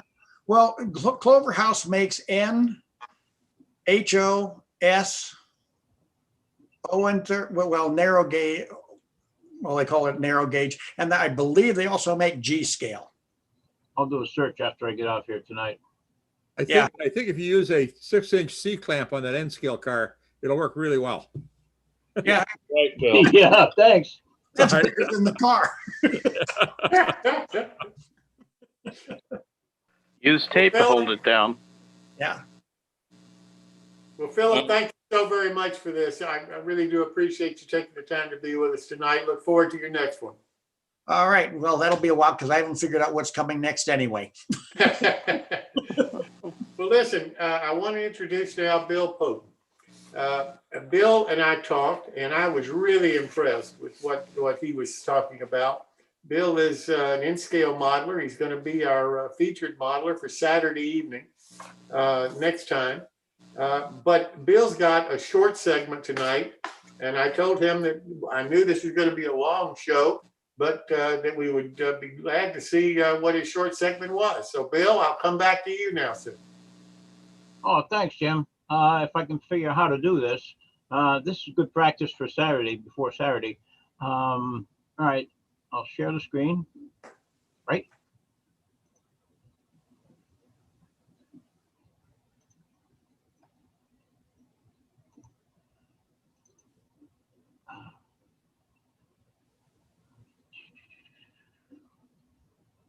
Oh, gosh. Are you ready for my presentation? Yeah, I'm trying to figure out how to make it bigger. Under the Start slideshow. Start Yeah. slideshow. That's under home. Okay, from the beginning. There we go.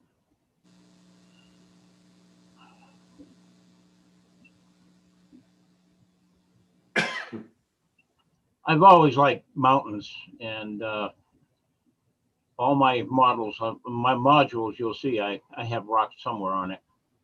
And woodland scenics, their molds are great, but they're very limited, and you can only have a certain variety of the castings. And then the hard part is trying to put them on a layout so that you're not repeating, so that what do you want to say, a prominent feature, isn't so noticeable. And here's a couple. This is one of my N-track modules. It was a gorge in the back, and this is another. And you can see here's a rock casting that you can see. That's woodland scenics. There's another woodland scenics. I can pick them right out, And for that reason, I tried carving wet plaster. I can't do it. I tried carving foam. I've tried everything, and I've used this latex stuff by Amako, and I like it. So let me try some rocks. So, warning here. One of the people in the family is allergic to it, and I was down there using it just from the fumes, I guess, was bothering them. So just be careful. It is a natural latex rubber. And I was backing out of a guy's driveway one day, and there was this rock, and I said, "Gee, Bob, can I borrow that rock?" And he goes, "What? Can I just borrow it?" And he says, "Yeah, go ahead." So what I did was, there's a lot of features on it, and what I did was I made I coated it 4 times with this this rubber latex, and I let it dry between each coat.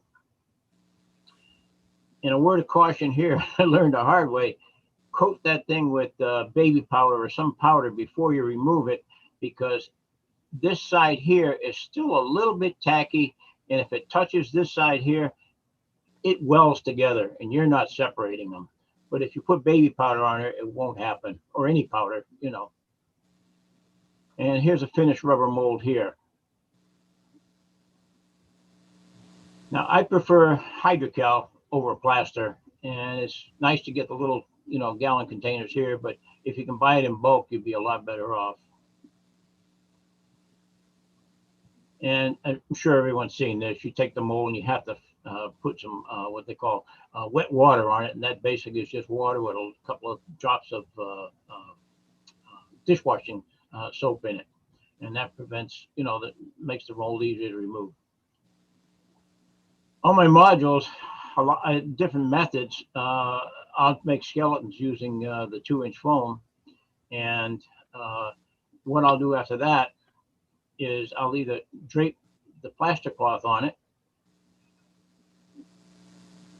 Now, my method of putting the castings onto the module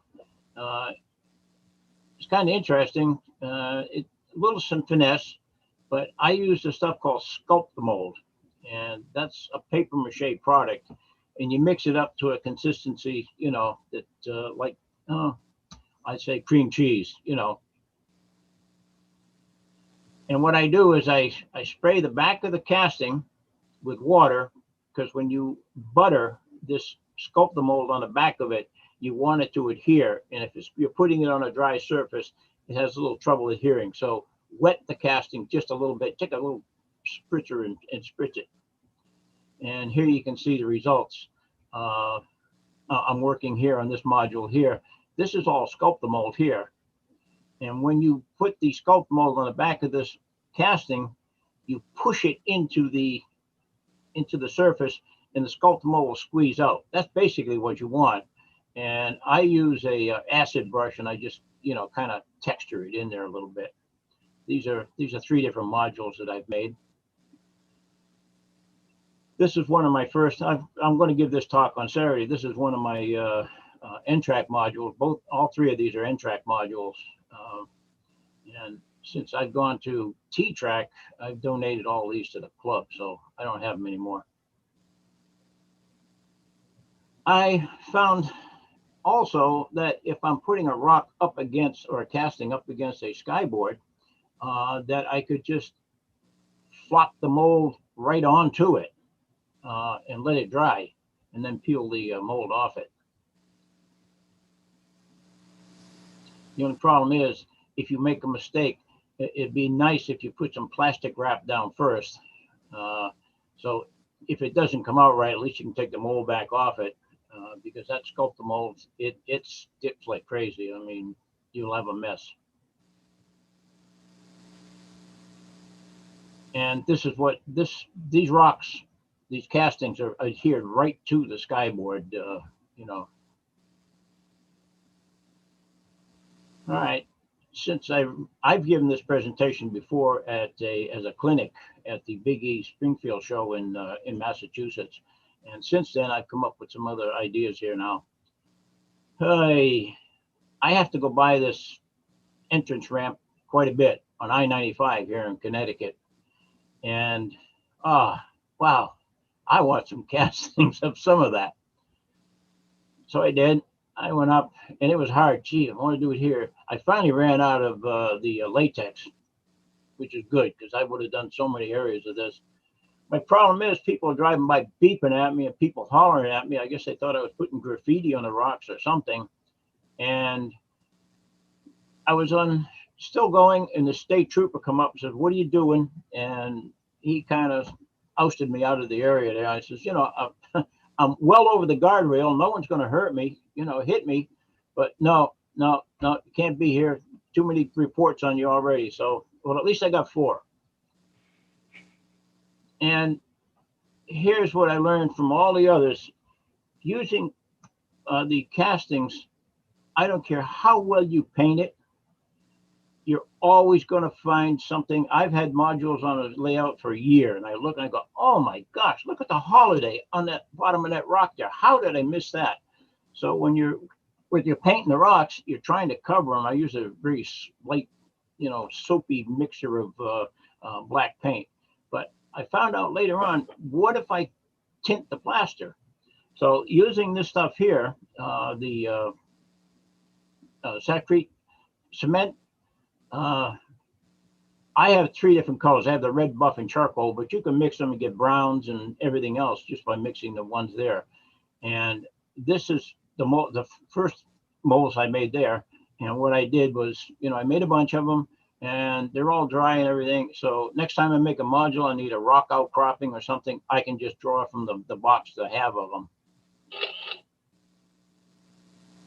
How was that? Short and fast?